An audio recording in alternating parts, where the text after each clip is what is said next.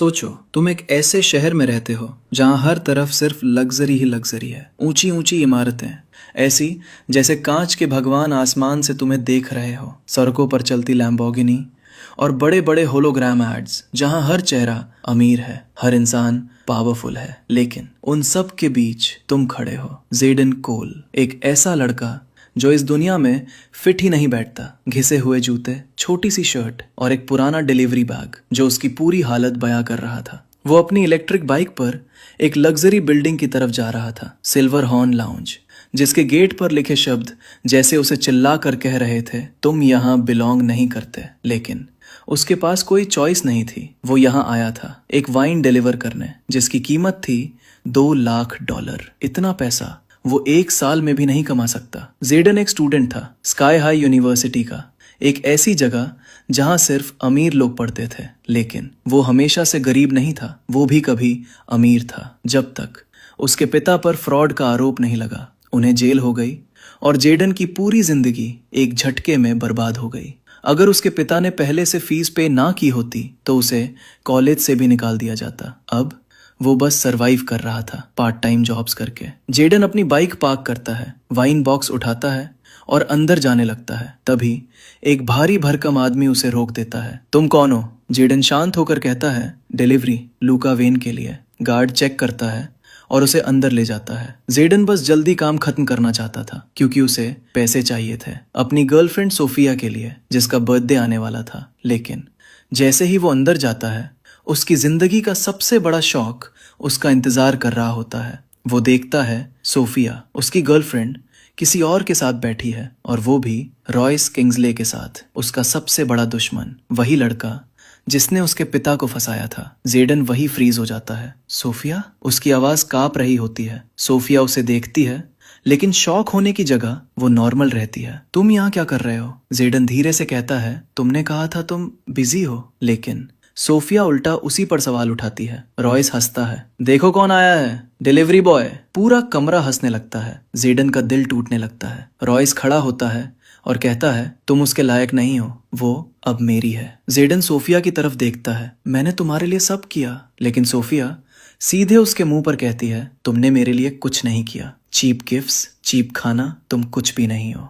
ये सुनकर जेडन अंदर से टूट जाता है। वो कहता है, मैं खुद से नफरत करता हूँ कि मैंने तुम्हें प्यार किया, और वहां से निकल जाता है रोते हुए। लेकिन रॉयस रुकता नहीं। वो अपने गार्ड्स को कहता है, इसे सबक सिखाओ। जेडन के लिए सोफिया ही उसकी पूरी दुनिया थी। उसके पिता मर चुके थे, माँ उसे छोड़कर जा चुकी थी, और अब उसका आखिरी सहारा भी उसे छोड़ चुका था। वो टूट चुका था। वो घर की तरफ जा रहा था, लेकिन कुछ लोग उसे घेर लेते हैं। जेडन कोल, और फिर पाव, एक जोरदार पंच उसके चेहरे पर पड़ता है। फिर पाव पाव पाव, उसे बेरहमी से पीटा जाता है जब तक वो खून में गिर नहीं जाता। और 2 घंटे तक खून में लथपथ पड़े रहने के बाद तुम किसी तरह उठते हो। तुम्हारा शरीर टूट चुका है, हर सांस में दर्द है, लेकिन तुम्हारे दिमाग में सिर्फ एक ही चीज चल रही है, वो अजीब सा सिस्टम। तुम अपने छोटे से कमरे में जाते हो और बिना कुछ सोचे सीधे बिस्तर पर गिर जाते हो। खून, मिट्टी, सब वैसे ही पड़ा रहता है, लेकिन तुम्हें परवाह नहीं है। तुम धीरे से कहते हो, इन्फिनिट वेल सिस्टम, सामने आओ। और तभी एक ग्रीन होलोग्राम स्क्रीन तुम्हारे सामने प्रकट होती है। सिस्टम जवाब देता है, मैं हमेशा यही हूँ होस्ट। तुम शौक में पूछते हो, ये सब क्या है? तुम मेरे दिमाग में क्यों हो? सिस्टम जवाब देता है, मैं तुम्हारे साथ मर्ज हो चुका हूँ। तुम चुने गए हो तुम्हारी किस्मत बदलने के लिए। तुम्हें यकीन नहीं होता। तुम कहते हो, ये इम्पॉसिबल है, मैं तो बस एक गरीब लड़का हूँ। लेकिन सिस्टम तुम्हें रोकता है। तुम्हें खुश होना चाहिए, तुम्हें एक मौका मिला है। और फिर स्क्रीन बदलती है। तुम्हारे सामने तुम्हारी पूरी रियलिटी आ जाती है। नेम जेडन कोल, नेटवर्थ 0, इंटेलिजेंस 7, चार्म 2, कॉन्फिडेंस 3। तुम लिटरली कुछ भी नहीं हो। लेकिन सिस्टम एक्सप्लेन करता है कि ये सब स्टैट्स बदल सकते हैं। तुम टास्क्स कंप्लीट करके अपनी जिंदगी बदल सकते हो। तुम और पावरफुल बन सकते हो, तुम और अमीर बन सकते हो। और फिर सिस्टम तुम्हें पूछता है, रेडी हो अपने पहले टास्क के लिए? इस बार तुम डरते नहीं हो। तुम कहते हो, हाँ मैं रेडी हूँ। और तभी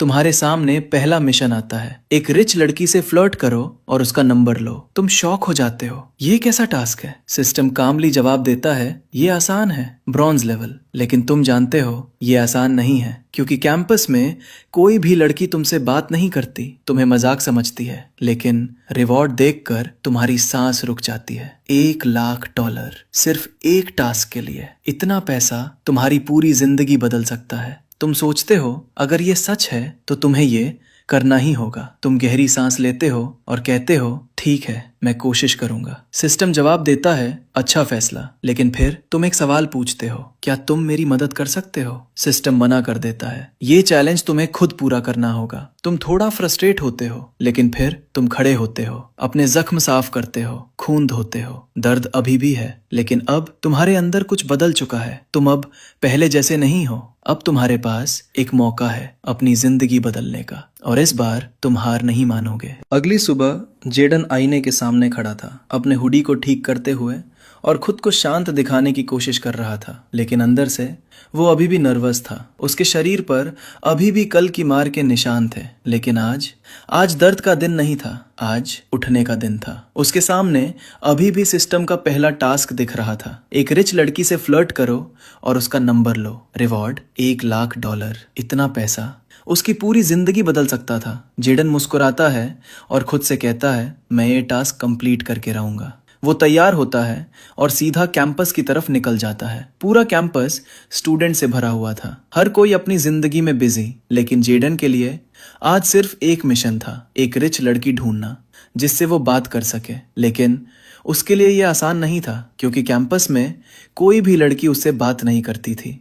वो हमेशा मजाक का टॉपिक बना रहता था। फिर भी वो हिम्मत जुटाता है और ढूंढना शुरू करता है। तभी उसकी नजर एक लड़की पर पड़ती है, लंबे बाल, साफ चमकती हुई स्किन और एक रॉयल प्रेजेंस। कमीलिया, एक बिलियनर की बेटी जिसे कोई अप्रोच तक नहीं कर पाता, और जेडन उसी को टारगेट बनाता है।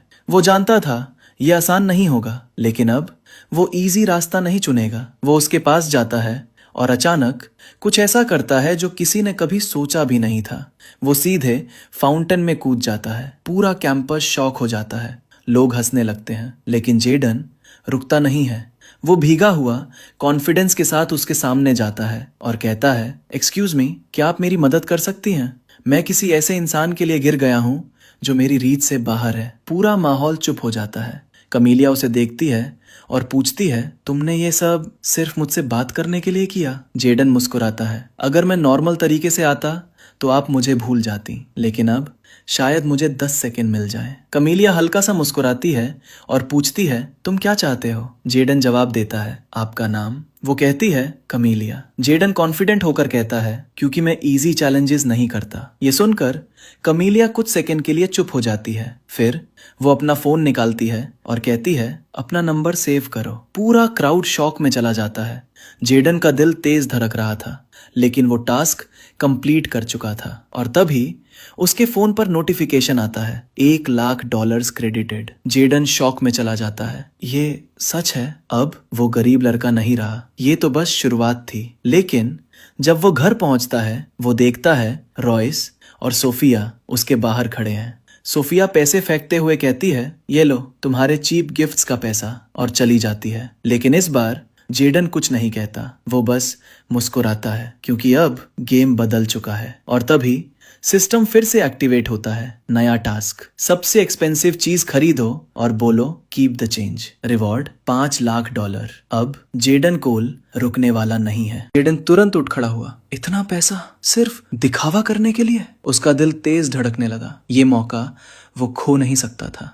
वो जल्दी जल्दी तैयार होता है, अपने गीले कपड़े बदलता है और अपने बेस्ट कपड़े पहनता है। वो सोचता है, मैं पहले वाले पैसे यूज नहीं करूंगा, ये गेम मुझे स्मार्ट खेलना है। फिर वो सोचता है कहाँ जाए, और तभी एक नाम उसके दिमाग में आता है, मेजोन वर्तु, शहर का सबसे लग्जरी स्टोर जहां सिर्फ एलीट लोग जाते हैं। जेडन सीधे वहीं निकल जाता है। कुछ देर बाद वो उस स्टोर के सामने खड़ा होता है। बाहर सुपर कार्स खड़ी हैं, गार्ड्स घूम रहे हैं। ये कोई नॉर्मल जगह नहीं थी, ये स्टेटस का मंदिर था। जेडन अंदर जाता है और तुरंत सबकी नज़र उस पर पड़ती है क्योंकि वो यहाँ बिलोंग नहीं करता था, लेकिन इस बार वो कॉन्फिडेंट था। वो मैनेजर के पास जाता है और कहता है, मुझे कुछ रेयर चाहिए, कुछ क्लासी। मैनेजर उसे देखती है और कहती है, limited edition Apollo Chronos watch, पूरे शहर में सिर्फ 50 पीसेस। जेडन पूछता है, प्राइस? $70,000। जेडन बिना सोचे बोलता है, पैकेट। और तभी एक फेमिलियर हंसी सुनाई देती है। रॉयस और सोफिया वो भी वहीं थे। रॉयस हंसते हुए कहता है, जेडन तुम यहाँ क्या कर रहे हो? सोफिया मजाक उड़ाते हुए बोलती है, तुम यहाँ जॉब करते हो क्या? लेकिन इस बार जेडन कुछ नहीं बोलता, बस मुस्कुराता है और वॉच खरीदने पर फोकस करता है। रॉयस हंसता है, ये तुम्हारी पूरी जिंदगी की कमाई से ज्यादा है। लेकिन जेडन कार्ड निकालता है और पेमेंट कर देता है। Transaction approved. पूरा माहौल बदल जाता है। रॉयस, सोफिया दोनों शॉक में खड़े रह जाते हैं। जेडन वॉच पहनता है और बाहर जाने लगता है। तभी स्टाफ आवाज लगाती है, सर आपने $1,00,000 पे कर दिए। जेडन रुकता है और बोलता है, कीप द चेंज, और बाहर निकल जाता है। पूरा स्टोर साइलेंट हो जाता है। रॉयस, सोफिया कुछ बोल ही नहीं पाते। अब जेडन बदल चुका था। बाहर आते ही सिस्टम फिर एक्टिवेट होता है। Task complete, reward $5,00,000। उसके फोन पर नोटिफिकेशन आता है। जेडन मुस्कुराता है। अब वो सच में बदल रहा था। अब उसके पास पावर थी। लेकिन तभी एक नया मैसेज आता है, क्रिप्टो, वायरेक्स कॉइन। जेडन उसे पढ़ता है और इग्नोर कर देता है, ये बेकार चीज। लेकिन अचानक सिस्टम पहली बार गुस्से में बोलता है, होस्ट तुम अपनी जिंदगी का सबसे बड़ा मौका खोने वाले हो। जेडन रुक जाता है। ये पहली बार था जब सिस्टम इतना एग्रेसिव हुआ था। सिस्टम की वो एग्रेसिव आवाज अभी भी जेडन के दिमाग में गूंज रही थी। लेकिन इस बार वो कंफ्यूज नहीं था, वो क्यूरियस था, क्योंकि आज से 2 साल पहले क्रिप्टो ने उसकी जिंदगी बर्बाद कर दी थी। एक दिन उसने अपनी मेहनत से $1,300 कमाए थे और उसी दिन उसके पड़ोसी ने उसे एक कॉइन के बारे में बताया, रॉबिट कॉइन। नई कॉइन, सस्ती कॉइन और ड्रीम्स बहुत बड़े। जेडन उस समय सक्सेस के लिए भूखा था। वो अपने परिवार का नाम वापस लाना चाहता था और इसी लालच में उसने $1,200 इन्वेस्ट कर दिए। अपने पास सिर्फ $100 बचाए। लेकिन महीनों बाद कॉइन ऊपर जाने के बजाय गिर गया। 0.72 से 0.11 तक सब खत्म हो गया। और फिर दूसरी बार RC कॉइन। इस बार उसने $4,000 लगाए और वापस मिले सिर्फ $35। उस दिन जेडन ने कसम खाई, कभी क्रिप्टो को हाथ नहीं लगाऊंगा। लेकिन आज सिस्टम उस पर गुस्सा था। होस्ट, क्या तुम सिस्टम पर भरोसा करते हो? ये सवाल सीधे उसके दिल में लगा। जेडन रुक गया, सोचने लगा। ये सिस्टम कुछ ही घंटों में उसकी जिंदगी बदल चुका था। वो अब गरीब नहीं था और उसके पास मौका था सब कुछ पाने का। जेडन धीरे से सिर हिलाता है, हाँ मैं तुम पर भरोसा करता हूँ। सिस्टम जवाब देता है, ये टास्क नहीं है, ये एक टिप है। भीड़ से पहले इन्वेस्ट करो। $4,00,000 वायरेक्स कॉइन में डालो अभी। जेडन की आंखें फैल जाती हैं। क्या? मेरे पास अभी सिर्फ 5 लाख हैं और तुम कह रहे हो 4 लाख इन्वेस्ट कर दूं? उसकी आवाज कांप रही थी। डर और उम्मीद दोनों थे। सिस्टम सिर्फ एक ही बात बोलता है, ट्रस्ट। जेडन खड़ा रह जाता है। उसका दिमाग और उसका डर एक दूसरे से लड़ रहे थे। अगर ये गलत हुआ तो सब खत्म, लेकिन अगर सही हुआ तो सब कुछ बदल जाएगा। कुछ सेकंड बाद जेडन गहरी सांस लेता है। ठीक है, वो वायरेक्स ऐप डाउनलोड करता है, अकाउंट बनाता है, वॉलेट सेटअप करता है और $4,00,000 इन्वेस्ट कर देता है। 5 लाख कॉइन्स, 0.80 प्रति कॉइन। उसका हाथ कांपता है, लेकिन वो क्लिक कर देता है। बाय। जेडन धीरे से बोलता है, अब मैं तुम पर भरोसा कर रहा हूँ। सिस्टम जवाब देता है, और मैं वायरेक्स पर। जेडन चुप हो जाता है। अब वो रिस्क ले चुका था। इसके बाद वो एक नॉर्मल बुटीक जाता है। महंगे नहीं, लेकिन डिसेंट कपड़े खरीदता है। Hoodies, polos, sneakers. लगभग $5,000 खर्च करता है। फिर वो खुद को ट्रीट देता है। Luxury food, stake, pasta, sea food और $4,000 की वाइन। इतने सालों बाद वो पहली बार खुद के लिए जी रहा था। खाना खत्म करके वो घर की तरफ निकलता है। कार खरीदने का सोचता है, लेकिन फिर रुक जाता है, अभी नहीं। जैसे ही वो अपार्टमेंट में एंटर करता है, वो रुक जाता है। उसके सामने खड़ा था मिस्टर कॉलिंस, उसका लैंडलॉर्ड। छोटा कद, गंजा, और हमेशा गुस्से में वो चिल्लाता है, आज रात तक रूम खाली कर दो, किसी ने ज्यादा पैसा ऑफर किया है। जेडन की आंखें ठंडी हो जाती हैं और तभी सिस्टम एक्टिवेट होता है। पूरी बिल्डिंग खरीदो और लैंडलॉर्ड को कैश से शॉक करो। Reward $2 million. जेडन हल्का सा मुस्कुराता है। फाइन। वो बैग से कैश निकालता है। $10,000 सीधे कॉलिंस के सीने पर फेंक देता है। ये लो, मेरा टाइम वेस्ट करने के लिए। कॉलिंस शॉक में चला जाता है। जेडन आगे बढ़ता है, अब बताओ पूरी बिल्डिंग की कीमत, प्राइस। कॉलिंस हकलाता है, 65,000। और अगले ही पल जेडन पूरा कैश उसके चेहरे पर मार देता है। अब ये बिल्डिंग मेरी है और अब तुम मेरे टेनेंट हो। ये बोलकर जेडन चला जाता है एक किंग की तरह। और तभी सिस्टम बोलता है, task complete, reward $2 million. Phone notification, $2 million. Jayden screen देखता है और हंस पड़ता है। ओह माय गॉड, मुझे ये सिस्टम बहुत पसंद आ रहा है। इन्फिनिट वेल्थ सिस्टम के साथ पहला दिन जेडन के लिए जिंदगी बदल देने वाला था। 3 टास्क्स, तीनों कंप्लीट और रिवॉर्ड $2.6 मिलियन। जेडन को खुद यकीन नहीं हो रहा था, लेकिन एक बात क्लियर थी, ये तो बस शुरुआत थी। अब वो डोमिनेट करने वाला था। लैंडलॉर्ड वाली बिल्डिंग उसने सिर्फ सिस्टम के लिए खरीदी थी। उसे लैंडलॉर्ड बनने में कोई इंटरेस्ट नहीं था, इसलिए उसने पूरा बिल्डिंग रेनोवेट करवाने का फैसला किया। और सबसे शॉकिंग बात, उसने कॉलिंस को ही केयर टेकर बना दिया। वही आदमी जिसने उसे इंसल्ट किया था। लेकिन अब पावर जेडन के पास थी। अगली सुबह जेडन उठता है और सिस्टम के नए मैसेजेस देखता है। अब असली खेल शुरू होता है। मेन टास्क सामने आता है, दुनिया का सबसे बड़ा एम्पायर बनाओ, सबसे अमीर आदमी बनो और अपने परिवार का बदला लो। जेडन हल्का सा मुस्कुराता है। ये आखिरी वाला, ये तो मेरी आत्मा में लिखा है। उसे अपने पिता याद आते हैं। जेल में मौत, कोई कारण नहीं बताया गया, कोई सच सामने नहीं आया, लेकिन जेडन जानता था ये मर्डर था और वो सच पता लगाएगा। तभी सिस्टम नए टास्क दिखाता है। टास्क नंबर 004, एक लड़की को रोज देना, लेकिन सोफिया के सामने, ताकि वो देख सके। रिवॉर्ड $5 लाख। टास्क नंबर 005, अपना पहला बिजनेस शुरू करो और 1 हफ्ते में 1 लाख कमाओ। टास्क #006, लग्जरी ऑक्शन में जाओ बिना इनवाइट के, एक मिलियनेयर को आउटबिड करो रोलेक्स पर और उसे लिए बिना ही निकल जाओ। जेडन हंसता है। ये सिस्टम तो पागल है, लेकिन उसे ये पसंद था। जेडन रेडी होता है, डिजाइनर आउटफिट पहनता है और इस बार बाइक इग्नोर करता है। सीधा लग्जरी कार शोरूम जाता है। आज वो अपनी पहली कार खरीदने वाला था। कुछ देर बाद जेडन डीलरशिप में खड़ा था, कॉन्फिडेंस के साथ, और बिना सोचे $7 लाख के मैक्लारेन सेबर खरीद लेता है। सिग्नेचर करते हुए वो बोलता है, दुनिया तैयार हो जाओ, अब मेरा टाइम शुरू हुआ है। मैक्लारेन सेबर कैंपस में एंटर करती है जैसे कोई बीस्ट। बटरफ्लाई डोर्स ऊपर उठते हैं और बाहर आता है जेडन, ब्लैक सूट में, सनग्लासेस लगाए। पूरा क्राउड शॉक में। ये जेडन है, 2 दिन पहले हुडी पहनता था। $7 लाख की कार। फोन्स निकल जाते हैं, वीडियोस बनते हैं, लेकिन जेडन बस कामली चलता है जैसे ये सब नॉर्मल हो। लेक्चर हॉल में रॉयस और सोफिया बैठे होते हैं और जैसे ही जेडन एंटर करता है पूरा क्लास शांत हो जाता है। लेकिन जेडन सीधे जाता है एक लड़की के पास जो सोफिया के पास बैठी थी और उसे रोज देता है। लड़की मुस्कुराती है और एक्सेप्ट कर लेती है। Task complete. सोफिया का चेहरा बदल जाता है। जेलसी क्लियर दिख रही थी। प्रोफेसर आते हैं और सवाल पूछते हैं। रॉयस फेल हो जाता है और फिर जेडन आंसर देता है, perfect, confident, class impressed, professor impressed, name Jaden Cole, मैं तुम्हें याद रखूंगा। रॉयस का ईगो टूट जाता है। क्लास के बाद रॉयस जेडन के पास आता है गुस्से में। ये मेरा स्टेज है। जेडन कामली जवाब देता है, अगर मैं लाइट बोरो कर रहा होता तो तुम ऑलरेडी अंधेरे में होते। रॉयस चुप हो जाता है। तभी एक आवाज आती है, जेडन। वो मुड़ता है। कैमिलिया वॉल से टेक लगाकर खड़ी थी, स्मर्क के साथ। जेडन रॉयस को देखता है और कामली बोलता है, एक्सक्यूज मी, और चला जाता है, पीछे छोड़कर रॉयस, सोफिया और उनका ईगो। अब जेडन कोल रुकने वाला नहीं था। ये तो बस शुरुआत थी। जेडन क्लास से बाहर निकलते ही सिस्टम की नोटिफिकेशन आती है, task number completed, reward $5 lakh, charm +2। Jayden हल्का सा मुस्कुराता है। अब उसके स्टैट्स भी इंप्रूव हो रहे थे। वो अपने एट्रीब्यूट्स चेक करता है। चार्म बढ़ चुका था, कॉन्फिडेंस बढ़ चुका था, लेकिन इंटेलिजेंस और कॉम्बैट अब भी लो थे। कोई बात नहीं, समय के साथ ये भी बढ़ जाएंगे।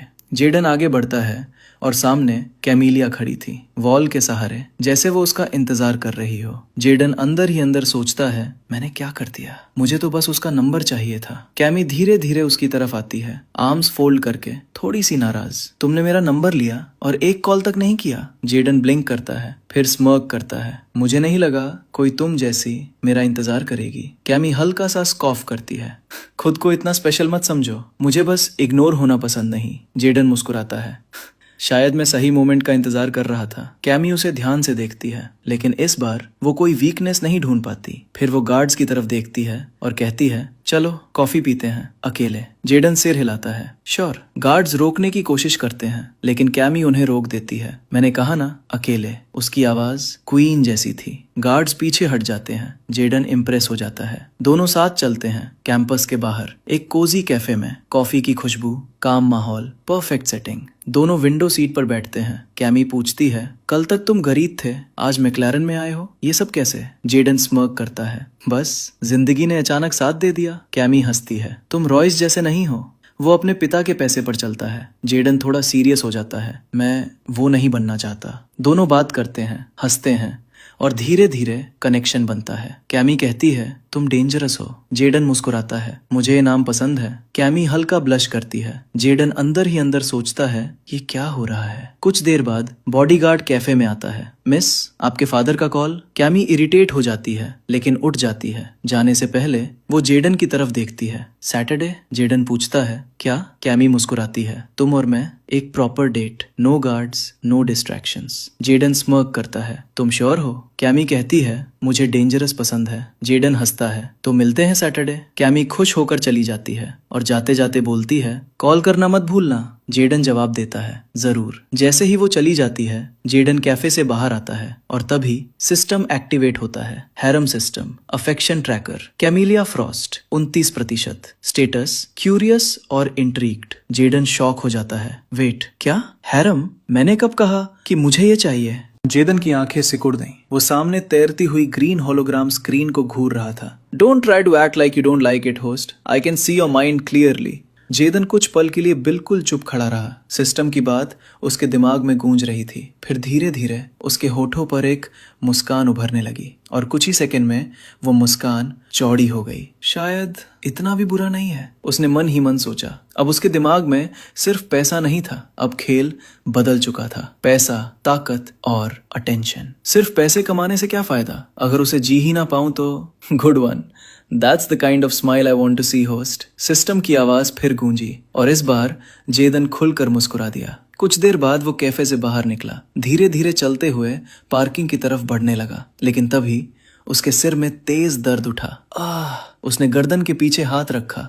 उसकी पीठ, कंधा सब दर्द कर रहे थे। उसे अचानक याद आया वो रात जब कुछ लोगों ने उसे बुरी तरह पीटा था। उसने ठीक से इलाज भी नहीं करवाया था। अब तक एक्साइटमेंट और पैसे ने उसे डिस्ट्रैक्ट रखा था, लेकिन अब शरीर जवाब दे रहा था। शिट, अब सीरियसली लेना पड़ेगा। उसने फैसला किया कि उसे इन्फर्मरी जाना होगा। जैसे ही वो पार्किंग की तरफ बढ़ा, उसे पास खड़े कुछ स्टूडेंट्स की बातें सुनाई दी। ऑक्शन आर्केडिया लाउंज में है, पाम एवेन्यू के पास। जेदन हल्का सा रुक गया। एक पिलर के पास खड़ा होकर ऐसे दिखाने लगा जैसे फोन देख रहा हो, लेकिन उसका पूरा ध्यान उनकी बातों पर था। बिग शॉट्स आएंगे, हॉल्ट कॉर्पोरेशन, वॉर टाइकून, लूका वैन का अंकल। जेदन की आंखों में हल्की चमक आई। मिस्टर जॉर्डन भी आएगा, पैसा बरसने वाला है। जेदन हल्का सा मुस्कुराया। उसने सब याद कर लिया। Arcadia lounge, Wednesday.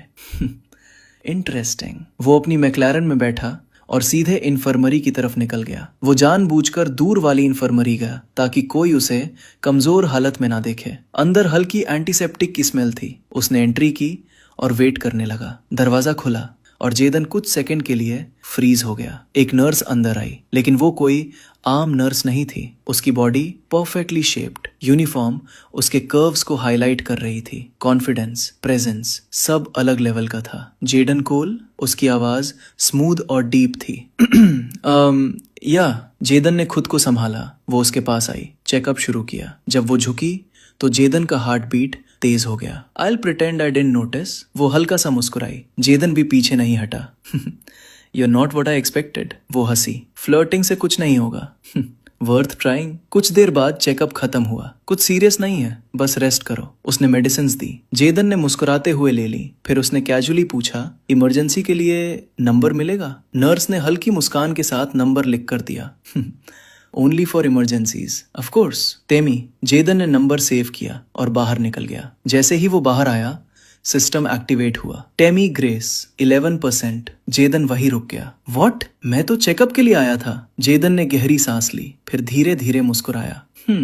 इंटरेस्टिंग। वो वापस अपनी कार में बैठा, इंजन स्टार्ट किया। अब उसके दिमाग में बहुत कुछ चल रहा था। Chemo, Temi, business, auction. उसकी आंखों में एक अलग ही चमक थी। वेंसडे। उसने धीरे से कहा, अब मैं अंडरडॉग नहीं, मैं स्टॉर्म हूं। सब कुछ उसके दिमाग में घूम रहा था, लेकिन उसी समय शहर के दूसरी तरफ एक आलीशान मैंशन में, जहां ऊंची दीवारें और पाइन ट्रीज चारों तरफ से दुनिया को अलग कर रहे थे, 4 लोग बैठे थे। लूका वेन, रिची, सोफिया और रॉयस। कमरे में हल्की धूप आ रही थी। लूका सोफे पर फैला हुआ था, कंट्रोलर उसके हाथ से गिरा हुआ था। रिची एनर्जी ड्रिंक पी रहा था और सोफिया फोन में कुछ देखते हुए थोड़ी इरिटेटेड लग रही थी। ब्रो, मैं गलत नहीं हूं ना? लूका अचानक बोला। तुम लोगों ने वो कार देखी थी, मैक्लेरन सेबर, और वो जेडन चला रहा था। रिची हंस पड़ा। हाँ भाई, अपनी आंखों से देखा, और कल कैमी भी उसके साथ थी। शायद शुगर मम्मी मिल गई उसे। सोफिया ने तुरंत रिएक्ट किया। स्टूपिड मत बनो। कैमी किसी लड़के पर पैसा नहीं उड़ाती। उसकी खुद की मैक्लेरन ब्लू है और जेडन की रेड। वो थोड़ा रुकी और फिर बोली, लेकिन वो उसके साथ घूम रही है। आज कैफे में भी थी और वो कंफर्टेबल लग रही थी। उसकी आंखों में जेलसी साफ दिख रही थी। कंफर्टेबल? रिची हंसा। वो तो उसे क्लेम करने वाली लग रही थी। तभी रॉयस बोला। अब तक चुप था, लेकिन उसकी आवाज ठंडी और भारी थी। ये उसका पैसा नहीं है। सब उसकी तरफ देखने लगे। लूका ने पूछा, तो क्या लॉटरी जीत ली उसने? रॉयस पीछे टिक गया। उसकी आंखें सिकुड़ गईं। अगर जेडन कोल के पास पैसा आया है तो वो एक्सीडेंट नहीं है। तुमने नोटिस नहीं किया? उसका ऑरा, उसका कॉन्फिडेंस। लॉटरी जीतने वाले लोग ऐसे नहीं चलते। रिची हंसा। तो क्या ऑयल मिल गया उसे? रॉयस ने धीरे से कहा, नहीं, उसके पीछे कोई है। या वो थोड़ा रुका, वो कोई ऐसा गेम खेल रहा है जो हमें समझ नहीं आ रहा। लूका बोला, या उसने अपनी सोल बेच दी। सोफिया ने भौं उठाई। ये थोड़ा ज्यादा हो गया। रॉयस ने वाइन घुमाई। उसकी आंखें डार्क हो गईं। जो भी हो, वो मेरा स्पॉटलाइट नहीं ले सकता। मैं ग्रेगरी किंग्सले का बेटा हूँ। इस शहर में बॉस मैं हूँ, और अगर वो मेरे रास्ते में आया तो मैं उसकी आवाज ही खत्म कर दूंगा। कमरे में सन्नाटा छा गया। सब थोड़ा डर गए, लेकिन लूका बस हंसा।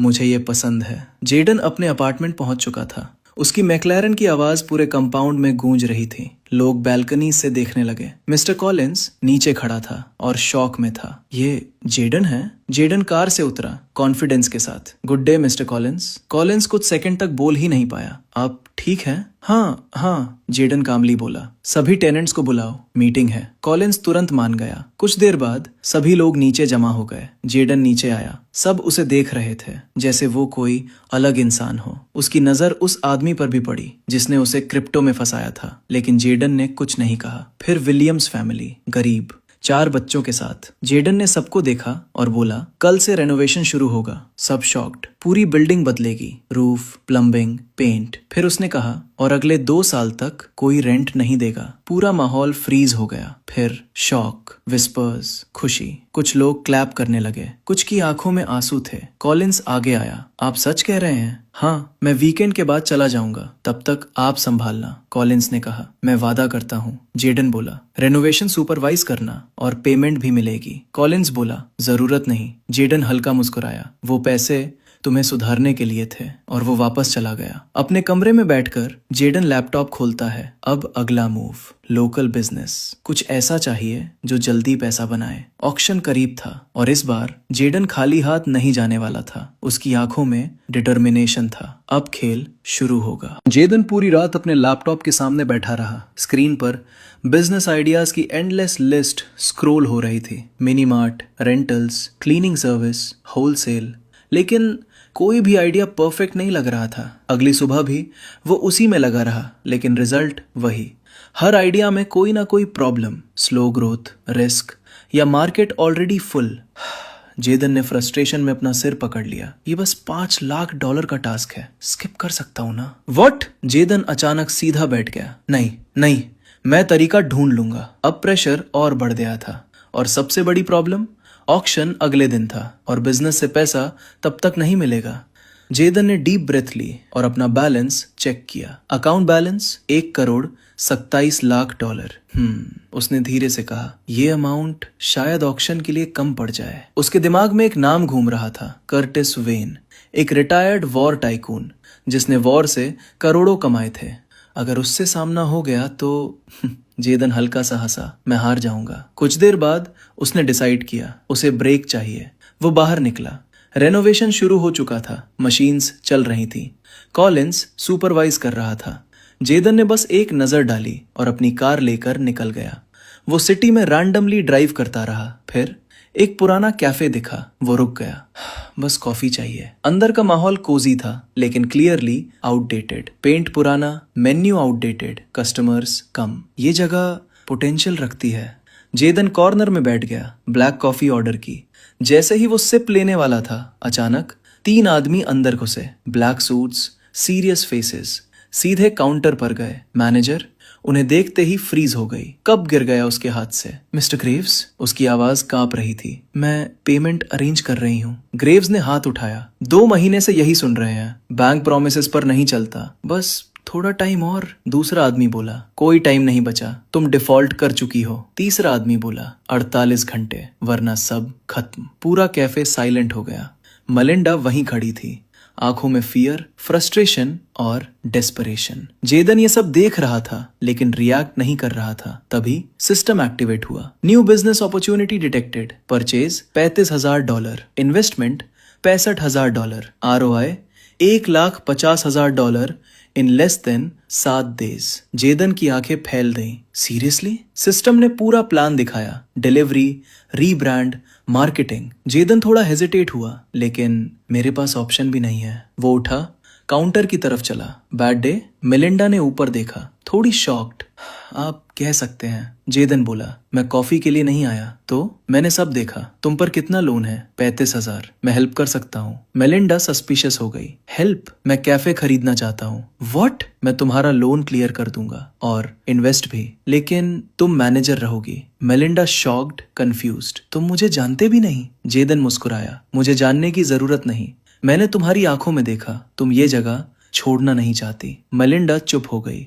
उसके दिमाग में मेमोरीज, उसके ग्रैंडफादर, लेकिन उसके पास ऑप्शन नहीं था। कुछ देर बाद उसने धीरे से कहा, ठीक है, आज ही पेपर वर्क करेंगे। जेदन ने सिर हिलाया। कल से ये कैफे सिर्फ सरवाइव नहीं करेगा, ये डोमिनेट करेगा। अगली सुबह जेडन अपनी कार लेकर वापस उसी कैफे पहुंचा। जैसे ही उसने अंदर कदम रखा, उसके चेहरे पर हल्की मुस्कान आ गई, क्योंकि जो उसने कल शुरू करवाया था वो सच में चल पड़ा था। रेनोवेशन टीम काम में लगी हुई थी। असल में जेडन को उन्हें पहले ही एडवांस देना पड़ा था ताकि वो तुरंत काम शुरू करे, क्योंकि उसके पास सिर्फ 1 हफ्ता था और 2 दिन पहले ही निकल चुके थे। कैफे के अंदर मेलिंडा सुबह 6 बजे से ही काम में लगी हुई थी। खिड़कियां साफ कर रही थी, कुर्सियां सेट कर रही थी। उसकी एनर्जी अलग ही थी, जैसे उसके कंधों से कर्ज का बोझ उतर गया हो। टिंग! दरवाजा खुला और जेडन अंदर आया। गुड मॉर्निंग, उसने कहा। मलिंडा ने ऊपर देखा और हल्की सी सच्ची मुस्कान दी। आप जल्दी आ गए सर? नींद नहीं आई,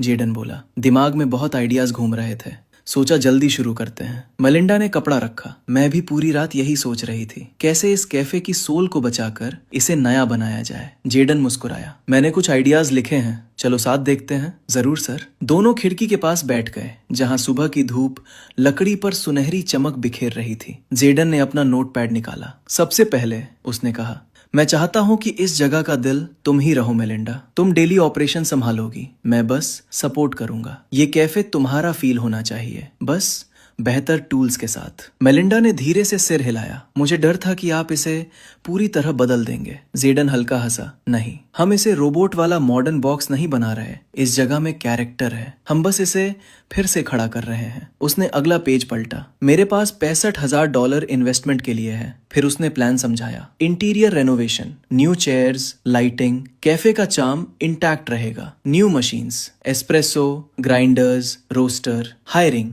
3 लोग, barista, kitchen staff, delivery manager, marketing, flyers, posters, soft launch, फिर ऑनलाइन प्रेजेंस। मेलिंडा तेजी से नोट्स ले रही थी। मुझे एक लड़का पता है, फिन, पेस्ट्री में एक्सपर्ट है और मेरी कजन लीसा सोशल मीडिया संभाल सकती है। जेडन मुस्कुराया। परफेक्ट, हमें भरोसे वाले लोग चाहिए। फिर जेडन रुका और एक पॉलिथिन बैग निकालकर उसे दिया। ये क्या है? जेडन हल्का मुस्कुराया। एक स्पेशल फ्लावर, पूरे स्टेट में, शायद पूरे कंट्री में भी किसी कैफे के पास नहीं है। ये टेस्ट, स्मेल और इफेक्ट सब बदल देगा, बस देखती जाओ। मेलिंडा हैरान थी। ठीक है सर। सच ये था, जेडन ये फ्लावर एक दूर के गांव से लाया था। उसे खुद पहले कुछ पता नहीं था, लेकिन कैफे से निकलते ही सिस्टम ने उसे गाइड किया था। Amber Bloom golden flower. उसे लाने के लिए जेडन ने रिस्क लिया, क्योंकि अगर वो फेल होता तो उसकी आने वाली अर्निंग्स का 20% कट जाता। जेडन बोला, मैं अभी तुम्हें $10,000 ट्रांसफर कर रहा हूँ। सारे इंग्रेडिएंट्स बल्क में ले लेना और डिलीवरी बाइक्स भी खरीदेंगे। आगे चलकर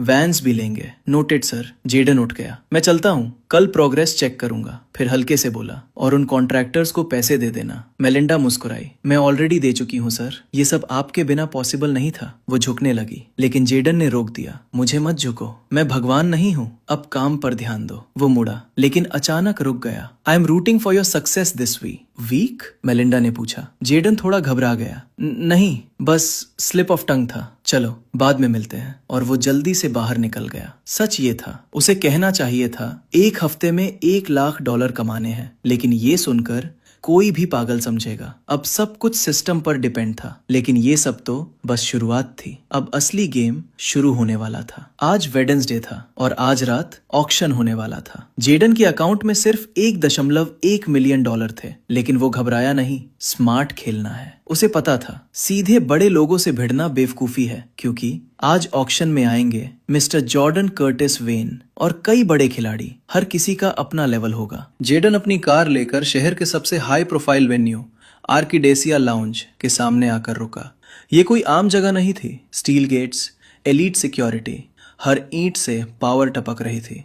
वैले बिना कुछ बोले उसकी कार ले गया, क्योंकि जेडन के हाथ में इनविटेशन कार्ड था। ये कार्ड जेडन ने बड़ी चालाकी से लिया था, लाउंज के एक वर्कर से कनेक्ट करके। लेकिन ये सिर्फ ब्रॉन्ज कार्ड था, यानी सबसे लोएस्ट लेवल एंट्री। अंदर का नजारा। जैसे ही जेडन अंदर गया, हर तरफ लग्जरी ही लग्जरी थी। ऊपर चमकते क्रिस्टल क्लैडर्स, दीवारों पर करोड़ों की पेंटिंग्स, रेयर वाइन जो देशों से भी पुरानी थी। जेडन सिंपल ब्लैक सूट में था। कोई ब्रांड नहीं, कोई दिखावा नहीं, बस साइलेंट कॉन्फिडेंस। वो यहाँ अलग दिख रहा था, लेकिन वो यहाँ बिलोंग भी करता था। अभी किसी ने ध्यान नहीं दिया, लेकिन जल्दी ही देगा, क्योंकि आज रात लुक्स नहीं, पावर दिखेगी। पास में फुसफुसाहट। मार्कोस नोआ भी आया है, वही जिसने 3 महीने में प्राइवेट आइलैंड्स फ्लिप करके 10 मिलियन कमाए थे। वो ही जिसने लैम्बोर्गिनी पूल में गिरा दी थी मजे के लिए। जेडन शांति से शैंपेन पीता रहा और उसने मार्कोस को देख लिया। मार्कोस नोआ, designer outfit, expensive smile, loud personality. वो जोर जोर से हंस रहा था। अपनी यॉट, स्टॉक्स, डील्स की डींगे मार रहा था, जैसे वो खुद दूसरा जॉर्ज टिलमैन हो। जॉर्ज टिलमैन, दुनिया का सबसे अमीर आदमी। जेडन ने बस एक नजर डाली और इग्नोर कर दिया। नॉइज। तभी लूका वेन अंदर आया। उसकी नजर सीधे जेडन पर पड़ी। वो पास आया और धीरे से बोला, तू यहाँ क्या कर रहा है हरामी? जेडन बस मुस्कुराया और मन ही मन बोला, मिशन कंप्लीट करने आया हूँ। ऑक्शन शुरू होने से पहले मार्कोस लगातार बोलता रहा, अभी 3रा पेंट हाउस लिया है। ओल्ड व्यू बोरिंग हो गया था। लोग हंस रहे थे, फेक हंसी। देखते हैं आज कौन मुझे चैलेंज करता है। लेकिन जेडन शांत बैठा रहा। ऑक्शन शुरू हुआ। पहले छोटे आइटम्स आए, $10,000, $20,000 रेंज। जेडन ने हिस्सा नहीं लिया। उसे पता था ये उसे अलग नहीं बनाएगा। उसे सिर्फ जीतना नहीं था, उसे इम्पैक्ट बनाना था। मार्कोस ने शुरुआत से ही बिड्स मारनी शुरू कर दी। अटेंशन ग्रैब कर रहा था। ऊपर बालकनी में मिस्टर जॉर्डन और कर्टिस वेन बैठे थे। कर्टिस बोला, ये मार्कोस बहुत बोलता है, अगर लिमिट क्रॉस की तो मैं तोड़ दूंगा इसे। मिस्टर जॉर्डन हंसा, ऐसे लोग अक्सर खुद ही गिरते हैं। अब असली गेम शुरू हुआ। Item number 12, custom Rolex, gold plus diamond titanium limited piece, सिर्फ रियल मिलियनेयर्स के लिए। ये सिर्फ वॉच नहीं था, स्टेटस था। स्टार्टिंग बिड $1,00,000, $1,50,000 मार्कोस, 2 लाख एक lady, 3 lakh Marcos. Bidding war शुरू हो गई। एक मोटा आदमी खड़ा हुआ, 4 लाख, बैठ जा। मार्कोस हंसा, 5 लाख, तुम बैठो। 5,50,000, 6 लाख। वो आदमी हार गया, बैठ गया और लोग हंसने लगे। प्राइस पहुंचा $6,50,000, बाकी सब हट गए। मार्कोस हंसा। 7 लाख, मैं फाइनल बॉस हूँ। तभी एक शांत आवाज आई, 8 लाख। पूरा हॉल मुड़ा, वो जेडन था। मार्कोस मुस्कुराया। 8,50,000, 9 लाख। जेडन अब टोन बदल चुकी थी। ऊपर कर्टिस ने पूछा, ये लड़का कौन है? लूका बोला, जेडन, कैंपस का लड़का, अचानक रिच बन गया। कर्टिस मुस्कुराया। Let him cook. नीचे 9,50,000। मार्कोस। जेडन शांत, 1 मिलियन। हॉल फट पड़ा। मार्कोस घबराया। 1.05 million? Jayden, 1.1 million. Dead silence. Marcos freeze. Fake हंसी। मैं नेक्स्ट ले लूंगा। वो हार गया। सोल्ड। पैडल 093। जेडन, हल्की लेकिन सम्मान वाली ताली ऊपर। कर्टिस हंसा। उसने मार्कोस को निचोड़ दिया। पेमेंट हुआ। रोलेक्स जेडन को देने आए। जेडन मुस्कुराया। रख लो, इससे महंगे पड़े हैं मेरे पास। झूठ था, लेकिन इम्पैक्ट रियल था। सबके मुंह खुले रह गए। Marcos shock. जेडन शेर की तरह चला गया। ऊपर क्या ऑरा है मिस्टर जॉर्डन। कर्टिस ने ब्लैक कार्ड निकाली। इसे दे दो, मैं इम्प्रेस्ड हूँ। बाहर बॉडीगार्ड आया। Curtis Wayne wants you to contact him. Jaden, message दे देना, और चला गया। तभी system activated. Mission completed. $5 million reward bonus activated. $10 million. Stats increase. Reputation, charisma, confidence, wealth. Point title unlocked. The challenger. Jaden चिल्लाया, वो अब मैं सच में अमीर हूँ। ऑक्शन के बाद जेडन अपने घर की ओर लौट रहा था, लेकिन इस बार उसके दिमाग में पैसे नहीं, वेल्थ पॉइंट घूम रहा था। ये वेल्थ पॉइंट आखिर काम क्या आता है? आखिर उसने सिस्टम से पूछ ही लिया, वेल्थ पॉइंट्स किस काम के हैं? सिस्टम ने जवाब दिया, वेल्थ पॉइंट से तुम स्किल अनलॉक कर सकते हो या उन्हें एट्रीब्यूट्स में बदल सकते हो। एक वेल्थ पॉइंट बराबर 10 एट्रीब्यूट पॉइंट्स। और सबसे इंपॉर्टेंट, तुम वेल्थ पॉइंट से एसेट्स अनलॉक कर सकते हो। जेडन की आंखें चमक उठी। मतलब मैं कंपनी भी ओन कर सकता हूँ? कोई भी एसेट, बस उसकी लेवल के हिसाब से WP लगेगा। जेडन ने धीरे से सिर हिलाया। इंटरेस्टिंग। उसने फैसला कर लिया, मैं वेल्थ पॉइंट यूज करना चाहता हूँ। सिस्टम, ठीक है, मैं तुम्हें ऑप्शंस दिखाता हूँ। स्क्रीन पर ऑप्शंस आए, new Audi car, iPhone 24 Pro Max, bankrupt, motel, undervalued land, old duplex. Jayden रुका और मुस्कुराया। चॉइस मिल गई, अंडरवैल्यूड लैंड। सिस्टम ने डिटेल्स दिखाई। Location, green lake, main highway के पास। रूमर, गवर्नमेंट यहाँ रेलवे बनाएगी। Size 30 plots. जेडन के होठों पर हल्की मुस्कान आई। रेलवे बनेगी मतलब डेवलपमेंट बढ़ेगा, बिजनेस आएंगे, लैंड वैल्यू एक्सप्लोड करेगी, और मेरे पास होंगे 30 प्लॉट्स। अभी ये जमीन सिर्फ $600 पर प्लॉट की थी, क्योंकि ये आइसोलेटेड एरिया में थी, लेकिन कुछ साल बाद यही जमीन करोड़ों की होगी। सिस्टम ने आखिरी बार पूछा, confirm? Jayden, yes. Asset unlocked. एक वेल्थ पॉइंट गया और जेडन बन गया 30 प्लॉट्स का मालिक। लेकिन जेडन के दिमाग में एक सवाल आया, ये डील हुई कैसे? तभी उसका फोन बजा। Hello, Jaden speaking. Good afternoon mister Jaden Cole. Atlas Estate से रिचर्ड ग्रेव्स बोल रहा था। आपकी लैंड परचेज सक्सेसफुली कंप्लीट हो चुकी है। जेडन थोड़ा रुका। परचेज? 30 प्लॉट्स ग्रीन लेक में, टोटल वैल्यू $18,000। अब सब आपके नाम पर है। जेडन शांत हो गया, लेकिन अंदर से, सिस्टम तू तो कमाल है। बिना ऑफिस जाए, बिना paper work, deal complete. Documents email कर दिए हैं, हार्ड कॉपीज भी भेज रहे हैं। और एक बात, ये एरिया फ्यूचर में प्राइम जोन बनेगा। जेडन मुस्कुराया, मुझे पता है। Congratulation sir. कॉल खत्म। जेडन ने हल्का सा मुस्कुराते हुए कहा, मुझे पता है मैंने क्या किया है। दिन लंबा था। कैफे ऑक्शन डील, अब रेस्ट जरूरी था, क्योंकि कल यूनिवर्सिटी जाना था। Final year sky high university. Jayden का गोल क्लियर था, टॉप करना। लेकिन अब वो सिर्फ स्टूडेंट नहीं था, वो बन रहा था पावरफुल, रिच, डेंजरस। अब ग्रेजुएशन का इंतजार है, लेकिन एक काम बाकी था। जेडन की आंखों में ठंडक उतर आई। रिवेंज। कोल फैमिली को गिराने वाले, मुझे धोखा देने वाले हर एक इंसान, सबको कीमत चुकानी पड़ेगी। वेल्थ पॉइंट यूज करने के बाद जेडन अपने कमरे में आराम से बैठ गया। अब उसके पास इतना पैसा था कि वो आसानी से अपनी खुद की कंपनी खड़ी कर सकता था। अब मैं सच में रिच हूँ। टाइटल एडवांटेज के बाद उसे सीधे $10 मिलियन मिल चुके थे। अब उसे शौक भी नहीं लगता था। ये सब अब उसके लिए एक नई रियलिटी बन चुकी थी। इतना पैसा बिना काम किए। फिर उसने खुद ही सोचा, एक्चुअली काम तो कर रहा हूँ, लेकिन कौन सी कंपनी किसी एम्प्लॉय को 5 मिलियन देती है सिर्फ एक रोलेक्स के लिए बिडिंग जीतने पर? जेडन हल्का सा मुस्कुराया। इन्फिनिट वेल्थ सिस्टम उसकी जिंदगी की सबसे बड़ी ब्लेसिंग थी, लेकिन एक डर भी था, कहीं ये सिस्टम अचानक गायब ना हो जाए। उसने सिर झटक दिया। अभी उस बारे में सोचने का टाइम नहीं था। तभी उसके फोन पर एक नोटिफिकेशन आया। जेडन की आंखें चमक उठी। कमीलिया, यार मैं इसे कॉल करना भूल गया। उसने चैट खोली। कमीलिया, वाओ तुम तो प्रो हो गोस्टिंग में। जेडन हल्का हंसा। गोस्टिंग? मैं यही हूँ। रियली? मैंने 2 दिन पहले टेक्स्ट किया था। जेडन रुक गया और उसने ऊपर स्क्रॉल किया। Hi Jaden, are you there? Shit, मैं सच में बिजी था। ये मेरी गलती है, थोड़ा हेक्टिक हो गया था। कमीलिया, इतना भी क्या बिजी लाइफ जी रहे हो? थोड़ा डिफरेंट है, लेकिन इग्नोर नहीं कर रहा था। मान लेती हूँ अभी के लिए। बस इतना ही चाहिए था। जेडन मुस्कुराया। वैसे आज मैं कैंपस नहीं आ रही। क्यों? फैमिली फंक्शन है, बहुत लोग, बहुत सवाल। जैसे शादी कब करोगी? पढ़ाई कैसी चल रही है? एग्जैक्टली। वर्चुअल स्ट्रेंथ भेज रहा हूँ और स्नैक्स भी। थैंक्स। सैटरडे को अच्छी स्टोरी सुनाना पड़ेगा। स्टोरी? पूरा नॉवल है मेरे पास, चैप्टर तुम चुन लेना। स्मूथ। तो सैटरडे फिक्स? डेफिनेटली। अगर फिर गायब हुए, cancel. Noted. Bye mister dangerous. Bye lady of the feast. Jayden पीछे झुक गया, चेहरे पर हल्की मुस्कान। कुछ पल के लिए दुनिया शांत हो गई। Location change. Monarch cafe. सबसे पहले स्मेल आया, रिच, वार्म, स्मोकी और कुछ अलग, ऐसा कि दिमाग झट से अलर्ट हो जाए। सुबह एक स्टूडेंट ने सिप लिया और सिर्फ एक शब्द बोला, वो। अब टाइम था 1 PM और मोनार्क कैफे कंप्लीटली पैक्ड था। लाइन काउंटर से बाहर हॉलवे तक पहुंच चुकी थी। Next please. उसका फेस पैनिक में था। एक लड़का चिल्लाया, भाई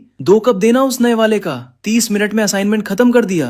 बीन्स हैं या मैजिक? सच ये था, सीक्रेट इंग्रेडिएंट फ्लावर था। पीछे से कोई चिल्लाया, ये कैफे है या लाइफ रिवाइव सेंटर? सबको मिलेगा, काम डाउन। एक लड़की, 3 टेक अवे कप्स चाहिए, ग्रुपमेट्स को भी पिलाना है। लोग हंसने लगे। अंदर मशीन्स नॉन स्टॉप काम कर रही थी। स्टीम, हीट, प्रेशर, पूरा कैफे बैटलफील्ड बना हुआ था। ये सिर्फ कॉफी है, राइट? अब ये मोनार्क कॉफी है। स्टूडेंट्स सेल्फीज ले रहे थे। Loopy post, I can hear colors.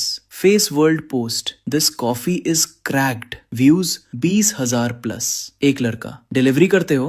नहीं, लाइन में आओ। अचानक पीछे से आवाज, सोल्ड आउट। पूरा कैफे शांत। मेलिंडा पैनिक में रीस की तरफ देखती है। रीस मुस्कुराता है, वेट करो। मेलिंडा माइक उठाती है, रिलैक्स एवरीवन, सबको मिलेगा। लोग इम्पेशेंट हो रहे थे, लेकिन कोई जा नहीं रहा था। कुछ लोग कॉफी पीकर वापस लाइन में लग रहे थे। ये एडिक्शन बन चुका था। ये फ्लावर आया कहाँ से? वो खुद शॉक थी। मोनार्क कैफे ओवरनाइट लेजेंड बन चुका था। Next day lecture hall. Jaden तैयार होकर सीधे लेक्चर हॉल पहुंच गया। उसने एक पल के लिए सोचा था पहले कैफे देख लूं, लेकिन फिर उसने खुद को रोका, नहीं, अभी नहीं। अभी 1 हफ्ता भी पूरा नहीं हुआ था। मेलिंडा को डिस्टर्ब करना सही नहीं था। सिस्टम ने कहा था एम्बर ब्लूम काम करेगा, इसलिए जेदन शांत था, कॉन्फिडेंट था। वो हॉल में एंटर हुआ और ऑलमोस्ट सबकी नजरें उस पर टिक गईं। फ्रंट रो ऑलरेडी फुल थी, तो वो पीछे की तरफ गया। लास्ट से 2 रोज आगे। बैक रोज हमेशा नॉइज होते हैं, गॉसिप, फोन, स्क्रॉलिंग। जेदन कभी इन लोगों में नहीं था, लेकिन आज उसे वही बैठना पड़ा। तभी उसकी नजर पड़ी वही चॉकलेट स्किन गर्ल, लेकिन इस बार उसने पहले नोटिस किया। हे। उसने हैंडशेक एक्सेप्ट कर लिया। थैंक्स उस रोज के लिए, मेंशन मत करो। Sweet girls deserve more. लड़की हल्का ब्लश कर गई। That's too sweet. Then call me sweet guy. सीधा उसकी आंखों में देखता है। लड़की हंस पड़ती है, चीक्स लाल हो जाते हैं। Paula, Jayden, confidence full. वो ऑलरेडी जानती थी, पूरे फैकल्टी में उसका नाम फैल चुका था। पॉला, नंबर दोगे? कहीं बाहर हैंग करते हैं। जेदन थोड़ा रुका, ये खुद पूछ रही है, लेकिन मना करने का कोई रीजन नहीं था। दोनों ने कॉन्टैक्ट्स एक्सचेंज कर लिए। पॉला क्लियरली एक्साइटेड थी। तभी जेदन अपना बुक निकाल ही रहा था, तभी रॉयस एंट्री मारता है। यो जेदन, बैक रो भी तेरा हो गया? क्यों, तूने बाय कर रखा है? आसपास हंसी। पॉला भी हंसती है। रॉयस की आंखें चमकती हैं, लेकिन वो कंट्रोल करता है और पास बैठ जाता है। रिची और लूका भी पास आ जाते हैं। सोफिया आज नहीं थी। जेदन को फर्क नहीं पड़ा। लूका, कल का ऑक्शन सुना? किसी ने $1.1 मिलियन की रोलेक्स खरीदी और लेकर गया ही नहीं, रॉयस। ड्रीम रिच लोग ऐसे ही होते हैं। नजर जेडन पर। जेडन समझ गया। जेडन, ड्रीम की बात मत कर, तू अभी भी डैडी की कार पर जी रहा है। क्लास रिएक्शन, पूरा क्लास हंस पड़ा। रॉयस का चेहरा डार्क। रॉयस, तुम्हारा बाप कंपनी से पैसे चुराकर जेल गया और गिल्ट से मर गया। साइलेंस, पूरा क्लास शॉक। जेदन धीरे से ऊपर देखता है। मेरे फादर को फंसाया गया था, लेकिन तू बता, तू कैसा फील करता है जब तेरे फादर पीछे से स्ट्रिंग्स खींचते हैं, क्लीन हाथों से चोरी करते हैं। फिर से हंसी। जेडन, पास छोड़, फ्यूचर की चिंता कर, क्योंकि मैं दोनों के लिए आ रहा हूँ। साइलेंस। रॉयस का स्माइल गायब। वो उठता है। अटैक करने वाला होता है। लूका उसे पकड़ लेता है। पब्लिक सीन मत बना। रॉयस रुक जाता है। जेदन बैठा रहता है, हल्की मुस्कान के साथ, लेकिन अंदर पेन जाग चुका था। फादर, आज फिर याद आ गया। लेकिन ये सिर्फ गुस्सा नहीं था, ये प्रॉमिस था। प्रोफेसर अंदर आता है। लेक्चर शुरू। 3 सेशंस। क्लास एंड जेडन निकलने ही वाला था, तभी कुछ लड़कियां बात कर रही थी। मुनार काफे ट्राई किया? एडिक्टिव है। मिड टाउन से लोग आ रहे हैं, चल अभी चलते हैं। वो हंसते हुए निकल जाती हैं। जेदन क्वाइटली सुनता है, लेकिन रिएक्ट नहीं करता। कैफे ऑलरेडी ग्रो कर रहा है। वो शॉक्ड था। दूसरी तरफ रिची बोल रहा था, ब्रो, मुनार्क काफे इंसेन है। लूका, वही जो ओवरनाइट फेमस हुआ? Rich, exactly. टेस्ट अलग है, लग्जरी फील देता है। जेदन हल्का मुस्कुराता है, लेकिन छुपा लेता है। रॉयस, चल देखते हैं, कम से कम व्यू तो अच्छा होगा। तीनों निकल जाते हैं। जेदन हंस देता है, अगर इन्हें पता चल जाए। लेकिन उसने डिसाइड किया कैफे नहीं जाएगा, अभी अपनी आइडेंटिटी रिवील नहीं करनी। Location, Monarch cafe. Crowd, concert जैसा scene. Students, lecturers, office workers सब कॉफी पी रहे थे। बेंच पर रॉयस, रिच, लूका बैठे थे। रॉयस पहला सिप लेता है। ये क्या है? रिची, हेवन पंच। लूका, कॉन्फिडेंस पी रहा हूं मैं। रॉयस, मैं तो इससे शादी कर लूंगा। हंसी। रिची, बरिस्ता से? रॉयस, एटीएम कार्ड से प्रपोज करूंगा। तभी पीछे से आवाज, सुना है ओनर जेदन है। रॉयस चोक कॉफी थूक देता है। What? Luka, bro, shirt. Royce, ये कॉफी खराब है। रिची हंसते हंसते गिर जाता है। अभी तो शादी कर रहा था। रॉयस, वाटर दो। सीन केओटिक हो जाता है।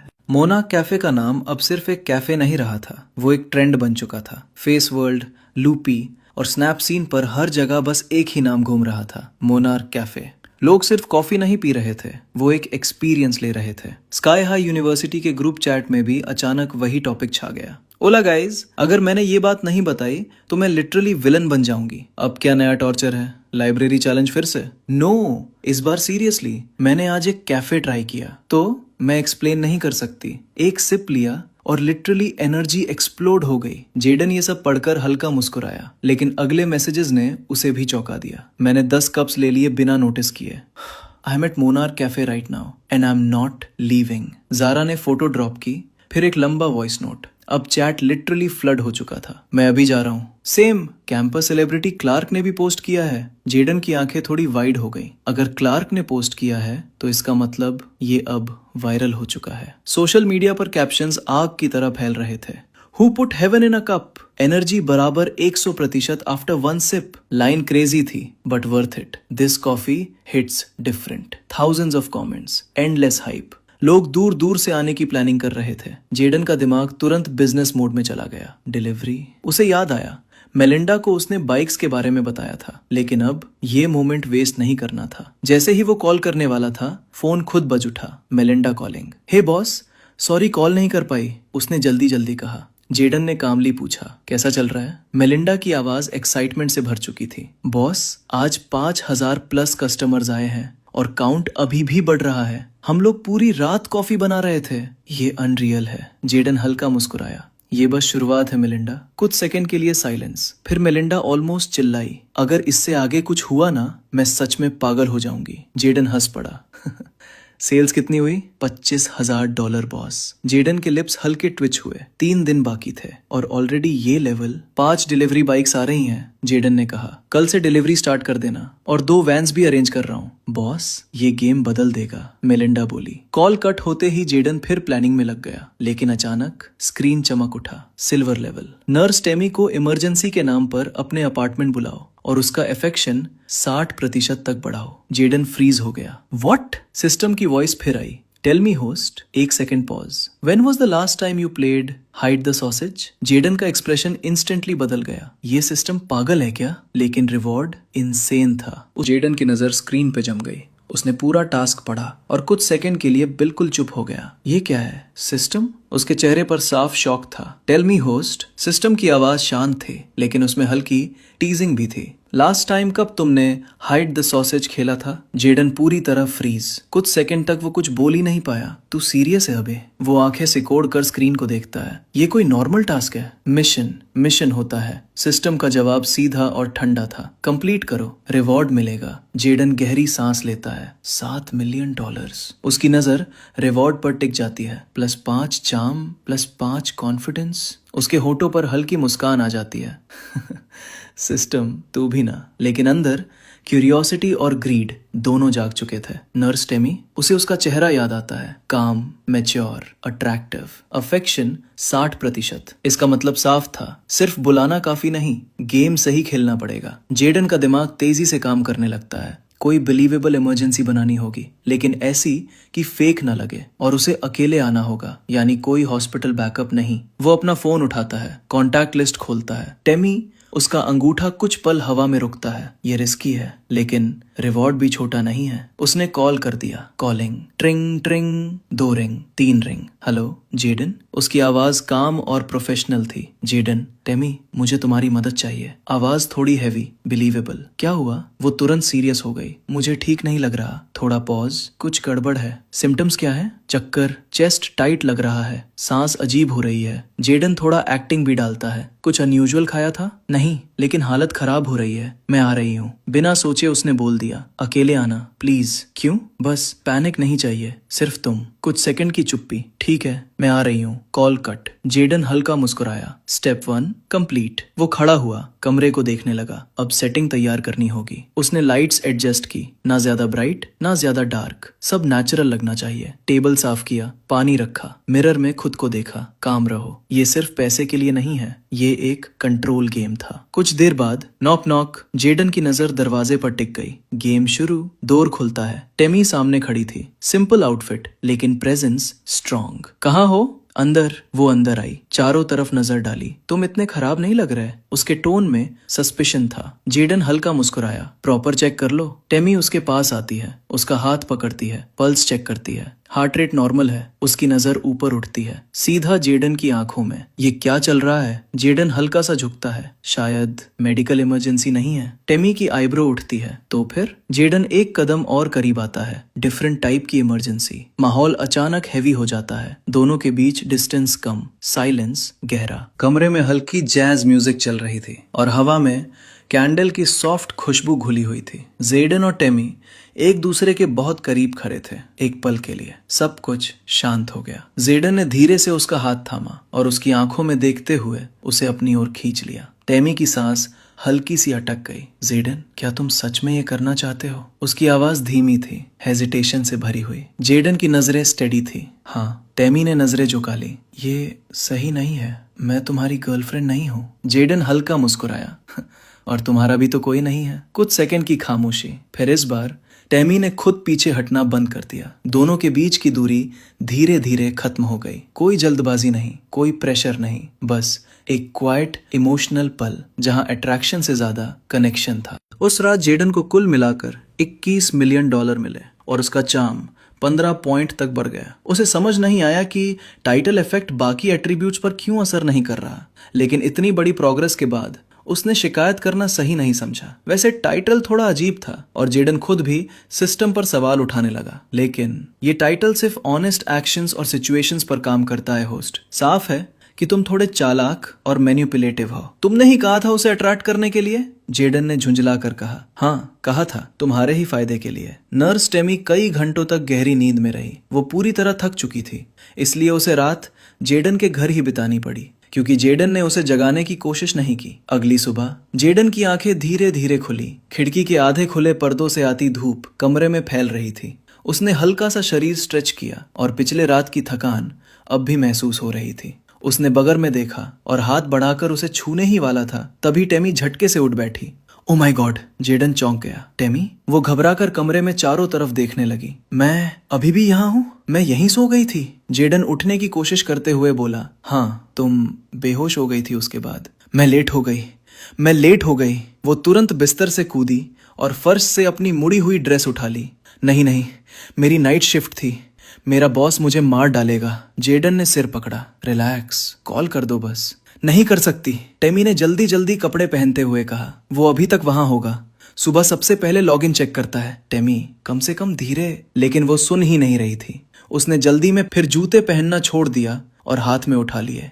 मैं बाद में कॉल करती हूँ, ये कहकर वो नंगे पैर ही बाहर भाग गई। जेडन कुछ देर वहीं खड़ा रह गया। ये सच में नंगे पैर चली गई? हल्का सा हंसते हुए उसने कपड़े पहनने शुरू किए। तभी उसके फोन से एक नोटिफिकेशन की आवाज आई। नोटिफिकेशन, वायरेक्स कॉइन की कीमत बढ़ गई है। करंट वैल्यू $11 पर कॉइन। जेडन ने स्क्रीन की तरफ देखा। $11? एक हफ्ते में इतनी बढ़त? उसने मुस्कुराते हुए सोचा। उसे लगने लगा था कि वायरेक्स कॉइन बाकी कॉइन्स जैसा नहीं है जो लोगों को नुकसान दे देते हैं। फिर से सिस्टम ने साबित कर दिया कि उस पर भरोसा किया जा सकता है। श्रहो होस्ट, अभी बेचने के बारे में मत सोचो, ये तो बस शुरुआत है। जेडन मुस्कुराया। तुम हमेशा सही समय पर सरप्राइज देते हो। उधर स्काई हाई कैंपस में टेमी तेजी से हॉस्पिटल के साइड एंट्रेंस से अंदर घुसी। चलते चलते ही उसने अपने हील्स पहन लिए। उसके बाल बिखरे हुए थे और उसने यूनिफॉर्म भी नहीं पहनी थी। लोग उसे अजीब नजरों से देख रहे थे, लेकिन उसके पास रुकने का समय नहीं था। वो इन्फर्मरी के दरवाजे तक पहुंची ही थी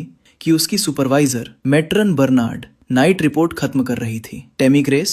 टेमी वहीं रुक गई। बर्नार्ड ने क्लिपबोर्ड से नजर उठाई। तुमने कॉल करना भी जरूरी नहीं समझा? मैं इमरजेंसी में थी, फोन बंद हो गया था। तुम्हारी शिफ्ट रात 8 बजे शुरू होती है, अब सुबह के 9 बज रहे हैं।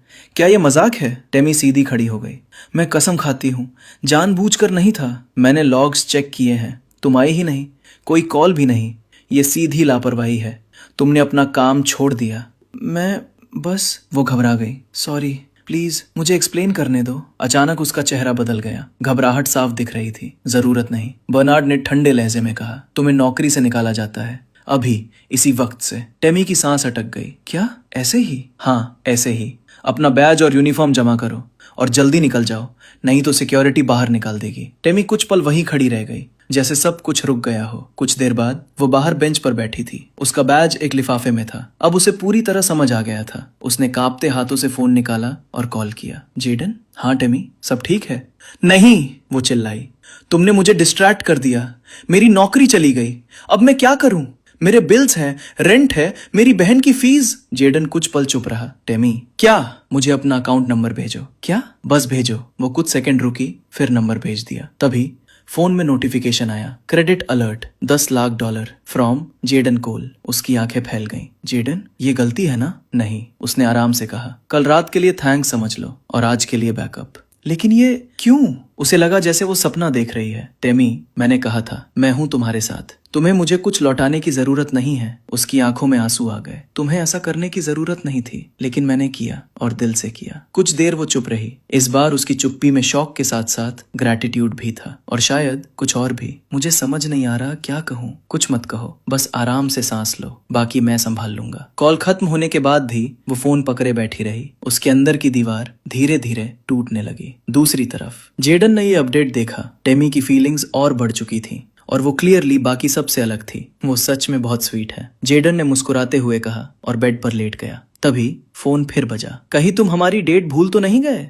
मैंने खास तौर पर याद दिलाने के लिए कॉल किया है मिस्टर डेंजरस, कैमिला ने कहा। जेडन मुस्कुराया। नहीं प्रिंसेस, मैं एड्रेस अभी भेजता हूँ। गुड, मिलते हैं। उसने कॉल काट दिया। जेडन ने राहत की सांस ली। आज सैटरडे था और वो सच में भूल गया था। अच्छा हुआ कैमिला ने याद दिला दिया। इस बार वो उसे डिसअपॉइंट होने से बच गया। क्लाउड ब्रिज शहर में कहीं लुका वाने अपनी पोर्शे 918 स्पाइडर वाइसाक लेकर गेट पर रुका। गार्ड्स ने बस एक नजर डाली और उसे अंदर जाने दिया। उसे पहचानना मुश्किल नहीं था। वैन परिवार का वारिस, लुका वैन। लंबा, तेज नैन नक्श वाला और एक ऐसी प्रेजेंस जो लोगों को उसकी बात ध्यान से सुनने पर मजबूर कर दे। वो कार से उतरा और दरवाजे की तरफ बढ़ा। तभी दरवाजा खुला। लूका! अंदर से एक आदमी बाहर आए, मुस्कुराते हुए। अंकल, आपने बुलाया था, लूका ने हल्का झुक कर कहा। ये थे कर्टिस वैन, वही आदमी जो ऑक्शन में जेडन से प्रभावित हुआ था। कर्टिस ने गहरी सांस ली। हाँ, मुझे तुम्हें कुछ देना है जो तुम्हें अपने पिता तक पहुंचाना होगा। लूका ने चेहरा बनाया। अंकल, आप अपने किसी आदमी से भी तो भिजवा सकते थे। मेरी मीटिंग खराब हो गई। कर्टिस ने सिर हिलाया। ये काम खास है, मैं इसे किसी और पर भरोसा करके नहीं दे सकता। चलो अंदर आओ। कहते हुए कर्टिस उसे अंदर ले गया। विला अंदर से बहुत क्लासी था। महंगे लकड़ी के फर्श, क्रीम रंग की दीवारें और बड़े बड़े खिड़की से दिखती पहाड़ियां। लेकिन आज माहौल थोड़ा अलग था, कुछ अजीब। लूका ने तुरंत नोटिस किया, उसका अंकल ठीक नहीं लग रहा था। कर्टिस वैन, जो हमेशा कॉन्फिडेंट और पावरफुल दिखता था, आज पूरी तरह थका हुआ लग रहा था। आंखें धसी हुई, चेहरा फीका, कदम भी कमजोर। ऐसा लग रहा था जैसे वो बहुत बड़ी परेशानी से गुजरा हो। अंकल क्या हुआ? आप ठीक नहीं लग रहे, लूका ने पूछा। दोनों आमने सामने बैठ गए। बीच में सुनहरी टेबल थी और साइड में अनटच्ड वाइन ग्लासेस। कर्टिस ने हल्की मुस्कान दी, फिर चेहरा गंभीर हो गया। कुछ दिनों से ठीक महसूस नहीं कर रहा। थकान, लगातार काम, नए पार्टनर जिन पर भरोसा नहीं। 2 हफ्तों से ठीक से सोया भी नहीं हूँ, लूका ने कहा। काम थोड़ा कम कर दीजिए, दूसरों को जिम्मेदारी दीजिए। कर्टिस हल्का हंसा। मुझे किसी पर भरोसा नहीं, यही मेरी सबसे बड़ी समस्या है। लूका थोड़ा आगे झुका। आप बर्नआउट हो रहे हैं। कर्टिस ने सिर हिलाया। बर्नआउट से भी ज्यादा। ऐसा लग रहा है जैसे हर 2 दिन में 10 साल बूढ़ा हो रहा हूँ। शरीर कमजोर, एनर्जी खत्म, खाना भी कोई फर्क नहीं डाल रहा। कमरे में कुछ पल के लिए सन्नाटा छा गया। बस एसी की हल्की आवाज आ रही थी। फिर अचानक कर्टिस को कुछ याद आया। वैसे एक जगह है, मोनार्क कैफे। लोग कहते हैं उनकी कॉफी कुछ अलग है, जैसे नॉर्मल नहीं। लूका ने हल्की मुस्कान दी। हाँ अंकल, मैं भी वही रेकमेंड करने वाला था। कर्टिस ने भौं उठाई। कॉफी? मैंने हर तरह की कॉफी ट्राई की है, कुछ फायदा नहीं हुआ। लूका बोला, मुझे पता है, लेकिन ये अलग है। मैंने खुद ट्राई किया है। एक सिप लेते ही पूरा शरीर फ्रेश हो जाता है। कर्टिस ने कुछ सेकंड सोचा, फिर मान गया। ठीक है, मैं ट्राई करूंगा। लूका ने तुरंत फोन निकाला और ऑर्डर प्लेस किया। मोनार्क कैफे अब काफी फेमस हो चुका था और उन्होंने डिलीवरी सर्विस भी शुरू कर दी थी। लूका को सुना था कि जेडन इसका मालिक है, लेकिन उसने इस बात पर भरोसा नहीं किया। ऑर्डर करने के बाद कर्टिस ने एक ब्राउन एनवेलप निकाला। ये लो, इसे अपने पिता तक पहुंचा देना, बहुत जरूरी है, और इसे खोलने की कोशिश मत करना। लूका थोड़ा रुका, फिर एनवेलप ले लिया और अपनी पॉकेट में रख लिया। करीब 20 मिनट बाद ऑर्डर आ गया। बॉडीगार्ड बॉक्स लेकर अंदर आया। लूका ने कॉफी निकाली और एक कप अपने अंकल को दिया। कर्टिस ने तुरंत एक सिप लिया। उसने स्वाद महसूस किया। लूका ने भी सिप लिया। कुछ ही मिनटों में कर्टिस अचानक रुक गया। उसने अपने हाथ की तरफ देखा। उसकी उंगलियां अब कांप नहीं रही थीं। उसकी बॉडी में एनर्जी वापस आ गई थी, जैसे किसी ने अंदर से पावर भर दी हो। वाह, उसने धीमे से कहा। वो खड़ा हुआ, सीधा, मजबूत, जैसे कोई स्विच ऑन हो गया हो। माय गॉड, ऐसा लग रहा है जैसे 12 घंटे सोकर अभी जिम करके आया हूँ। लूका मुस्कुराया। कर्टिस हंस पड़ा। ये कॉफी कमाल की है, इससे तो वो एक्सपेंसिव ट्रीटमेंट्स भी बेकार लग रहे हैं। उसने तुरंत फोन निकाला। वेबसाइट क्या है? मुझे बल्क में ऑर्डर करना है, लूका बोला। मोनार्क कैफे, जितना चाहो ऑर्डर कर सकते हो। फिर वो उठ खड़ा हुआ। मुझे अब निकलना होगा, रॉयस से मीटिंग है। कर्टिस पूरी तरह कॉफी में खो चुका था। उसने जवाब भी नहीं दिया। बाहर निकलकर लूका अपनी कार में बैठा और फाइनली एनवेलप निकाल लिया। उसे पता था उसके पिता फोन यूज नहीं करते, इसलिए कर्टिस हमेशा लेटर्स भेजता है। लेकिन आज उसे खुद क्यों भेजा गया? उसने एनवेलप खोला। अंदर एक चिट्ठी थी। मुझे पता था ये कोई सीक्रेट है, लूका बुदबुदाया। वो पढ़ने लगा। भाई, हमारे प्लान के लिए एक मजबूत इंसान मिल गया है। लूका ध्यान से पढ़ने लगा। जेडन कोल, वही लड़का जिस पर ग्रेगरी किंग्सली ने 150 मिलियन चुराने का आरोप लगाया था, अब वो अमीर बन चुका है। कैसे? ये नहीं पता, लेकिन अब वो खतरनाक लेवल पर है। वो मेरे ऑक्शन में आया, 1.1 मिलियन में रोलेक्स खरीदी और उसे लेने भी नहीं आया। ऐसे लड़के के बारे में क्या सोचते हो? लूका ने गहरी सांस ली। वो हमारे प्लान के लिए परफेक्ट वेपन हो सकता है। हम उसके पिता के केस को उठाकर किंग्सले ग्रुप को गिरा सकते हैं। ग्रेगरी ने हमें धोखा दिया है, उसे सबक सिखाना होगा। लूका की आंखें चौड़ी हो गईं। उसने तुरंत लेटर वापस एनवेलप में रख दिया और गाड़ी तेजी से आगे बढ़ा दी, क्योंकि उसकी जिंदगी में सबसे आखिरी चीज जो वो देखना चाहता था वो था किंग्सली और वेन परिवार का टूटता हुआ अलायंस। शनिवार की शाम जैसे पलक झपकते ही आ गई। जेडन आईने के सामने खड़ा था, अपनी ब्लैक शर्ट की स्लीव्स को धीरे धीरे बटन करते हुए। उसका रिफ्लेक्शन आज कुछ ज्यादा ही शार्प लग रहा था। बाल नीटली सेट थे और कमरे में सीडर परफ्यूम की हल्की खुशबू फैल रही थी। उसने खुद को ध्यान से देखा, फिर हल्की मुस्कान दी। नॉट बैड, उसने धीरे से कहा। वो अपना वॉलेट और फोन उठाने ही वाला था कि तभी उसका फोन वाइब्रेट हुआ। मेलिंडा का कॉल। मेलिंडा, उसने उठाते ही कहा। Jayden, sorry boss. उसकी आवाज एक्साइटमेंट से भरी हुई थी। आज क्या हुआ है? आपको यकीन नहीं होगा। जेडन हल्का हंसा। क्या, फिर से कैफे में फाइट हो गई क्या? नहीं, उससे भी बड़ा। आज कैफे ने अकेले $60,000 कमाए। जेडन एक सेकंड के लिए रुक गया। सीरियसली? और सुनिए, एक कस्टमर ने 35 कप्स कॉफी ऑर्डर किए और सिर्फ डिलीवरी के लिए $1,00,000 दे दिए। जेडन ने धीमे से सीटी बजाई। कॉफी के लिए इतना? हाँ बॉस, पेमेंट लेजिट है, मेलिंडा हंसते हुए बोली। जेडन कुछ पल चुप रहा, फिर बोला, इम्प्रेसिव मेलिंडा, तुम बहुत अच्छा काम कर रही हो। कॉल खत्म हुआ, लेकिन जेडन के दिमाग में कुछ और चल रहा था। Extend building, northern cloud bridge, वो नाम उसे फेमिलियर लगा। When group. जेडन ने हल्का से रिलाया। शायद ये कैफे अब सच में बिग प्लेयर्स तक पहुंच चुका है। उसने घड़ी देखी, 4:33। परफेक्ट। हल्की मुस्कान के साथ वो बाहर निकल गया। वेलमॉन गार्डन लाउंज, सिटी के बीच एक शांत लग्जरी जगह, लेक के पास, soft jazz music, candle lights, एक परफेक्ट डेट स्पॉट। जेडन 5 बजे से पहले पहुंच गया था, लेकिन कैमिलिया वो आधे घंटे बाद आई। जेडन ने जैसे ही उसकी कार देखी,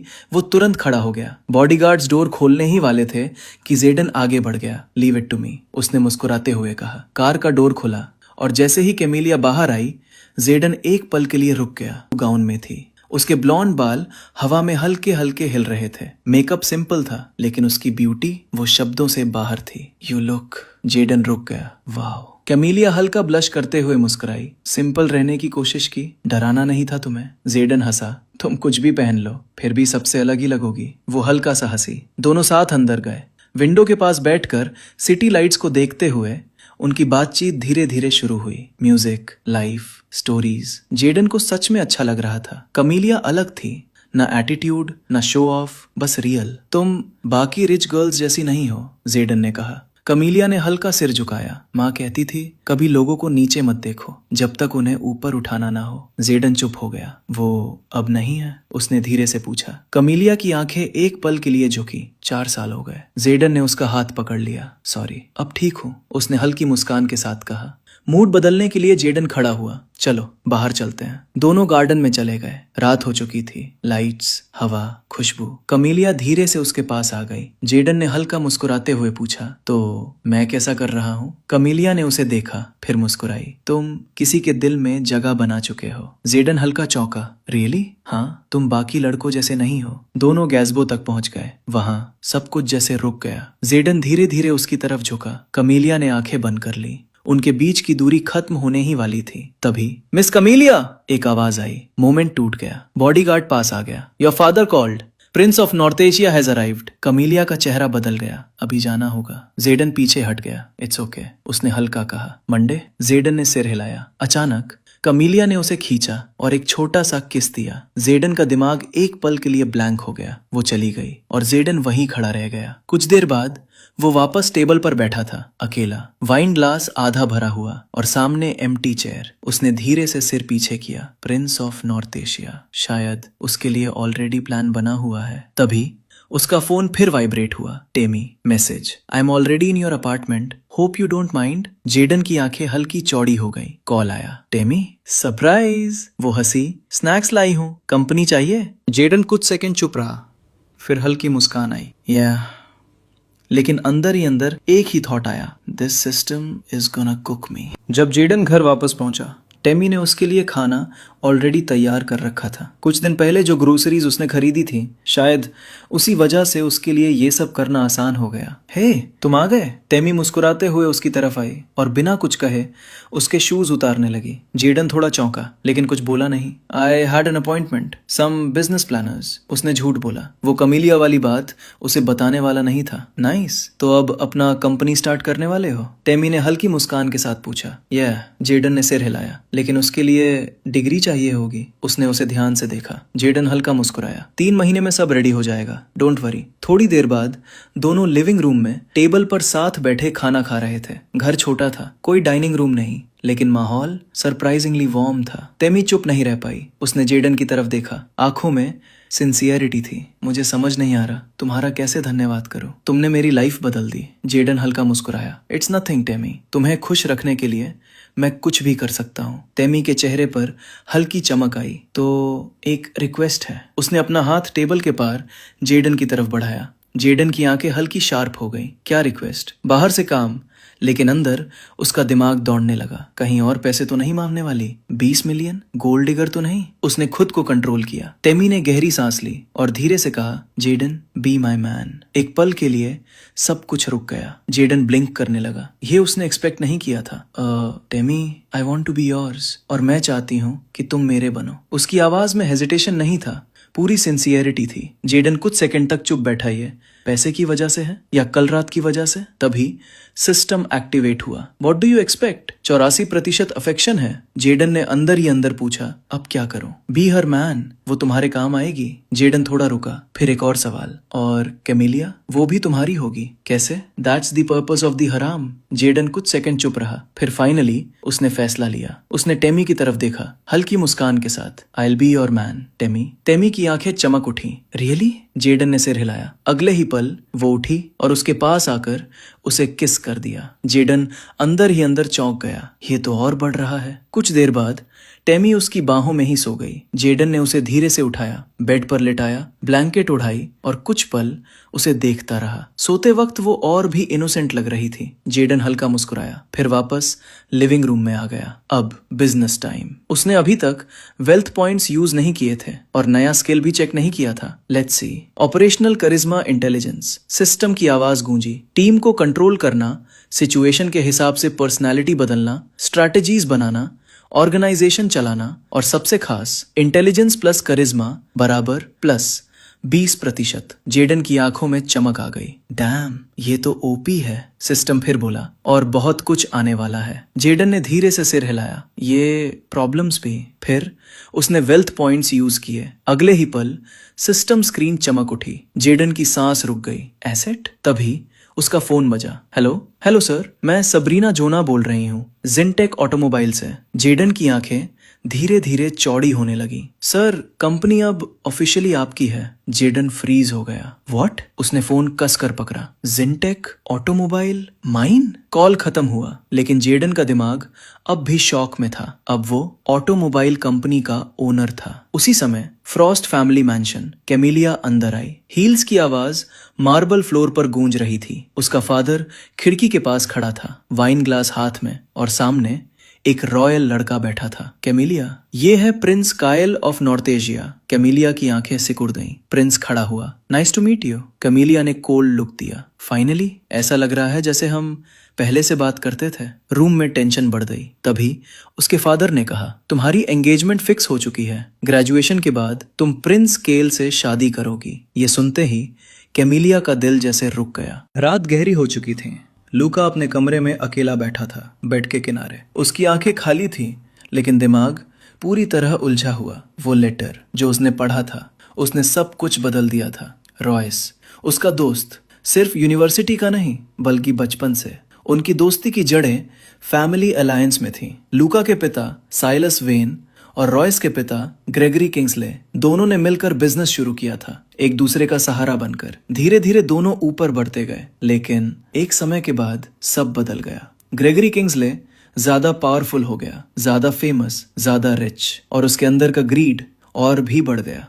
लूका के अंकल कर्टिस वेन भी ज्वाइन हुए ताकि फैमिली अलायंस और मजबूत हो सके। लेकिन फिर भी किंग्सले फैमिली का लेवल उनसे बहुत ऊपर चला गया। इवन टुगेदर हम 60% भी नहीं पहुंच पाए, लूका ने खुद से कहा। उसकी आंखों में फ्रस्ट्रेशन साफ दिख रही थी। धीरे धीरे ग्रेगरी किंग्सले ने वेन फैमिली से दूरी बनानी शुरू कर दी। डील्स हटाना, सपोर्ट कम करना, और आखिरकार बीट्रेयल। लूका ने सिर झटका। लेकिन हम उनसे लड़ने की सोच भी कैसे सकते हैं? उसकी आवाज में कंफ्यूजन था और डर भी। किंग्सले फैमिली पूरे नॉर्टेजिया में सबसे पावरफुल फैमिलीज में से एक। Net worth $18 billion, government connections, influence unmatched. कोई भी उनके खिलाफ खड़ा होने की हिम्मत नहीं करता था। हम जीत नहीं सकते, लूका ने धीरे से कहा, लेकिन अंदर उसे पता था उसके फादर और अंकल कुछ बड़ा प्लान कर रहे हैं। और सबसे पेनफुल बात, एमिली किंग्सले, रॉयस की बहन, जिससे उसने शादी का वादा किया था, अब शायद इम्पॉसिबल थी। तभी फोन वाइब्रेट हुआ। लूका ने देखा अंकल। उसकी आंखें शार्प हो गई। हे बॉय, डिलीवर कर दिया? कर्टिस की आवाज आई। यस अंकल, लूका ने खुद को कंट्रोल करते हुए कहा। गुड, लेकिन तुम वरीड हो? लूका चुप हो गया। क्या मतलब? उसने धीरे से पूछा। Curtis Hansa. Come on, pretend मत करो। तुम 23 साल के हो, अब आदमी बनो। लूका के चेहरे पर इरिटेशन आया। मैं समझ नहीं रहा। लेटर, मैं जानता हूं तुमने पढ़ा है। I didn't. पढ़ा है, मैं तुम्हें जानता हूं लूका। लूका चुप हो गया, लेकिन उसकी आंखों में फ्रस्ट्रेशन साफ थी। सोचा तुमने?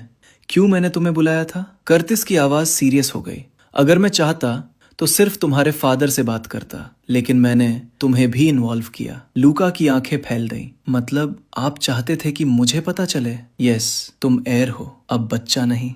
Not just no, be part of it. Luca का चेहरा सख्त हो गया। मुझे इंटरेस्ट नहीं है। ये बात अपने फादर से कह सकते हो? कर्तिस ने सीधे पूछा।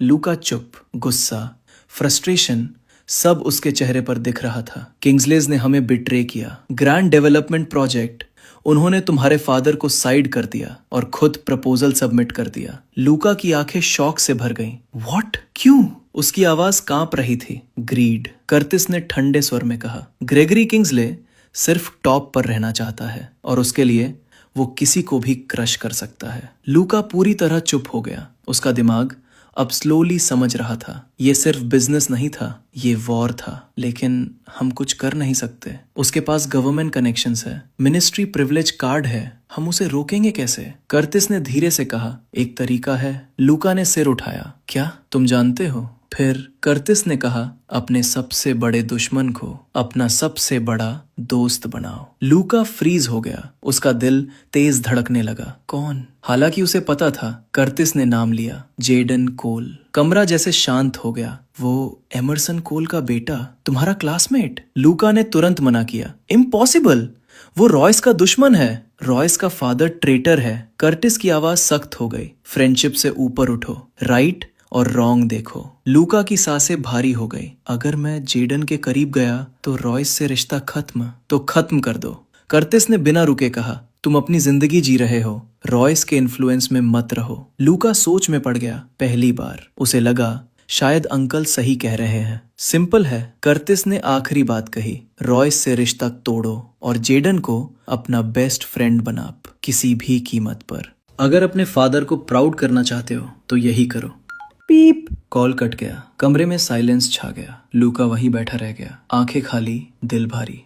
अब उसके सामने सिर्फ एक सवाल था, फ्रेंडशिप या फैमिली। जेडन ने पूरा संडे टेमी के साथ अपने घर पर बिताया। जो लड़की पहले थोड़ी टफ और रिजर्व्ड थी, अब वही पूरी तरह बदल चुकी थी। अब वो जेडन के बिना एक पल भी नहीं रह पाती थी। जेडन खुद भी हैरान था, लेकिन अब वो ऑफिशियली उसका बॉयफ्रेंड बन चुका था। टेमी के प्रपोजल के बाद उसे ये थोड़ा जिम्मेदारी जैसा लग रहा था, लेकिन अब पीछे हटने का सवाल ही नहीं था। मंडे की सुबह जेडन जिंटेक ऑटोमोबाइल ऑफिस जाने के लिए तैयार हो गया, जहां उसे डील फाइनलाइज करनी थी। टेमी ने भी आखिरकार उसे जाने दिया, क्योंकि अब वो खुद भी जेडन के दिए पैसों का सही इस्तेमाल करना चाहती थी। दोनों ने मिलकर एक बिजनेस प्लान बनाया था, $7,50,000 के कैपिटल के साथ। टेमी अपना खुद का क्लोथिंग ब्रांड शुरू करने वाली थी, नाम एस्टर। ये नाम जेडन ने सजेस्ट किया था और टेमी को ये बहुत पसंद आया। जेडन ने पहले ही कुछ बिजनेस प्लानर से बात कर ली थी, ताकि टेमी अकेली ना पड़े। मैं जल्द ही कॉल करूंगा तुम्हारा हाल पूछने के लिए, जेडन ने कहा और उसके माथे पर किस किया। टेमी ने हल्का सा सिर हिलाया, होंठ दबाए और शर्मा गई। जेडन दरवाजे तक गया, फिर अचानक रुक गया। वैसे आज तुम कौन सी ड्रेस पहन रही हो? ब्लू ड्रेस, मेरी बेस्ट वाली। क्यों? टेमी ने पूछा।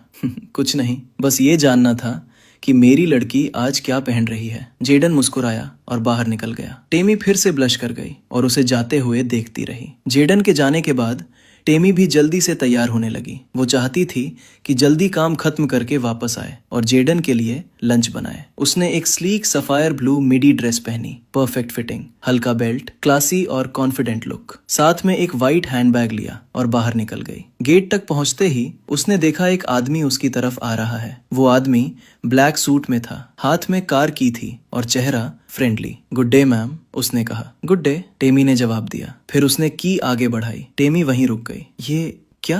मिस्टर जेडन कोल ने वो कार आपके लिए ऑलरेडी पे कर दी है। उन्होंने कहा था ब्लू ड्रेस वाली लेडी को ये कीज दे देना। टेमी की आंखें फैल गईं। क्या? जेडन? Oh my God. मुझे लगता है ये आप ही हैं। उस आदमी ने मुस्कुराकर कीज दे दी। टेमी ने एक हाथ से कीज ली और दूसरे हाथ से अपना मुंह ढक लिया। वो बिल्कुल एक्सपेक्ट नहीं कर रही थी ये सब। Oh my God, oh my. वो तुरंत कार की तरफ भागी। वो थी लैम्बोर्गिनी अवेंटाडोर एस, $6 लाख से ज्यादा की सुपर कार। एक्साइटमेंट में उसने रिमोट दबाया, डोर खुला और वो तुरंत अंदर बैठ गई। उसे ड्राइविंग आती थी, इसलिए वो कॉन्फिडेंट थी। उसने इंजन स्टार्ट किया। वूम।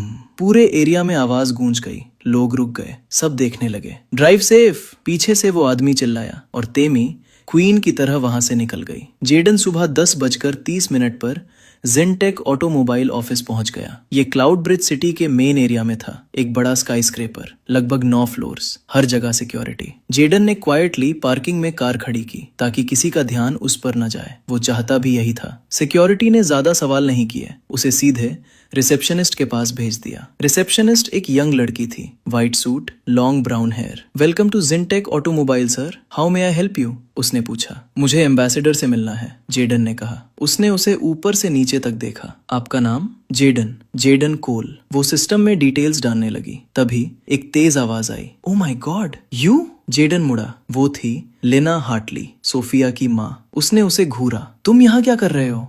तुम जैसे लड़के की जगह यहाँ नहीं है। जेडन चुप रहा। सिर्फ सूट पहन लेने से कोई इस लेवल का नहीं बन जाता, वो हंसते हुए बोली। जेडन ने सिर हिलाया। आपको मुझसे क्या चाहिए मिसेस लेना? लेना और पास आई। मैं चाहूं तो अभी सिक्योरिटी से तुम्हें बाहर निकलवा दूं। तभी पीछे से आवाज आई। Is there a problem here? सब मुड़कर देखने लगे। सबरीना जोना, नेवी सूट में, कॉन्फिडेंट, पावरफुल प्रेजेंस। लेना रुक गई। सबरीना ने जेडन को देखा और मुस्कुराई। मिस्टर कोल, मैं खुश हूं कि आप आए। जेडन ने कॉन्फिडेंटली हैंडशेक किया। पास खड़े लोग शॉक में थे। सबरीना बोली, चलिए ऊपर चलते हैं। डॉक्यूमेंट्स तैयार हैं? जिनटेक के नए चेयरमैन को इंतजार नहीं करवाना चाहिए। पूरा माहौल फ्रीज हो गया। जेडन आगे बढ़ा, लेना के पास से गुजरते हुए। उसके चेहरे पर शॉक था। जिनटेक का नया चेयरमैन, ये कैसे? लेना के अंदर डर बैठ चुका था, क्योंकि अब उसे समझ आ गया था वो बड़ी मुसीबत में है। सबरीना जेडन को कॉन्फ्रेंस रूम में लेकर गई, जहां फाइनल डॉक्यूमेंट्स साइन होने थे। वहां पहले से एक लॉयर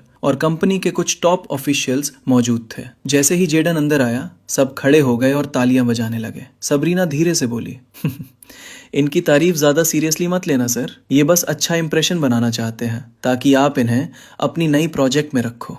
जेडन हल्का सा मुस्कुराया, समझ गया कोई भी जॉब खोना नहीं चाहता। उसे मेन चेयर पर बैठाया गया। टेबल पर डॉक्यूमेंट्स रखे थे और बाकी ऑफिशियल्स भी अपनी जगह बैठ गए। सबरीना खड़ी हुई और बोलना शुरू किया। जैसा कि आप सब जानते हैं, जिनटेक ऑटोमोबाइल कंपनी अब सेल हो चुकी है और हमारे बीच बैठे हैं इसके नए legal owner.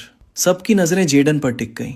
Final document sign होते ही ये जिनटेक के चेयरमैन बन जाएंगे। हो सकता है हम में से कुछ लोग यहाँ ना रहें, मुझे भी नहीं पता मेरा फ्यूचर क्या होगा, लेकिन हमें इनके फैसले का सम्मान करना होगा। हमारा गोल सिर्फ जिनटेक की सक्सेस है, चाहे हम डायरेक्ट कंट्रीब्यूट करें या इनडायरेक्टली। कमरे में एकदम सन्नाटा छा गया। इसके बाद सब ने डॉक्यूमेंट साइन किए। अब जेडन की बारी थी। वो खड़ा हुआ।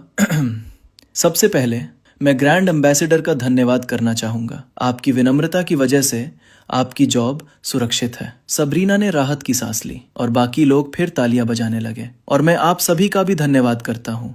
आपकी मेहनत के बिना जिनटेक यहाँ तक नहीं पहुँचता। फिर जेडन ने कॉन्फिडेंट होकर कहा, चेयरमैन बनने के बाद मैं वादा करता हूँ कि इस कंपनी को सबसे ऊपर ले जाऊंगा। लेकिन ये अकेले पॉसिबल नहीं है, हमें साथ काम करना होगा। Together we can do the incredible, together we will rise. पूरा रूम खड़ा हो गया। Together we will rise. तालियों की आवाज गूंज उठी। जेडन का स्पीच बुरा नहीं था। स्काई हाई यूनिवर्सिटी में उसे ये सब सिखाया गया था, कॉन्फिडेंस, करिश्मा, बोल्डनेस, और अब उसके सिस्टम की वजह से ये स्किल्स और भी स्ट्रांग हो चुकी थी। मीटिंग खत्म हुई, लेकिन किसी को ये नहीं पता था कि कौन जॉब पर रहेगा और कौन नहीं। सबरीना बोली, सर मेरे साथ आइए, आपका ऑफिस इस तरफ है। अब वो उसे मिस्टर कोल नहीं कह रही थी, क्योंकि अब वो ऑफिशियली चेयरमैन था। चेयरमैन का ऑफिस एक बड़ा लग्जूरियस रूम, एक साइड पर सिटिंग एरिया, दूसरी तरफ office setup. Silver table, executive chairs और आरामदायक कोचेस। जेडन ने चारों तरफ देखा और हल्का मुस्कुराया। ये आपका ऑफिस है सर,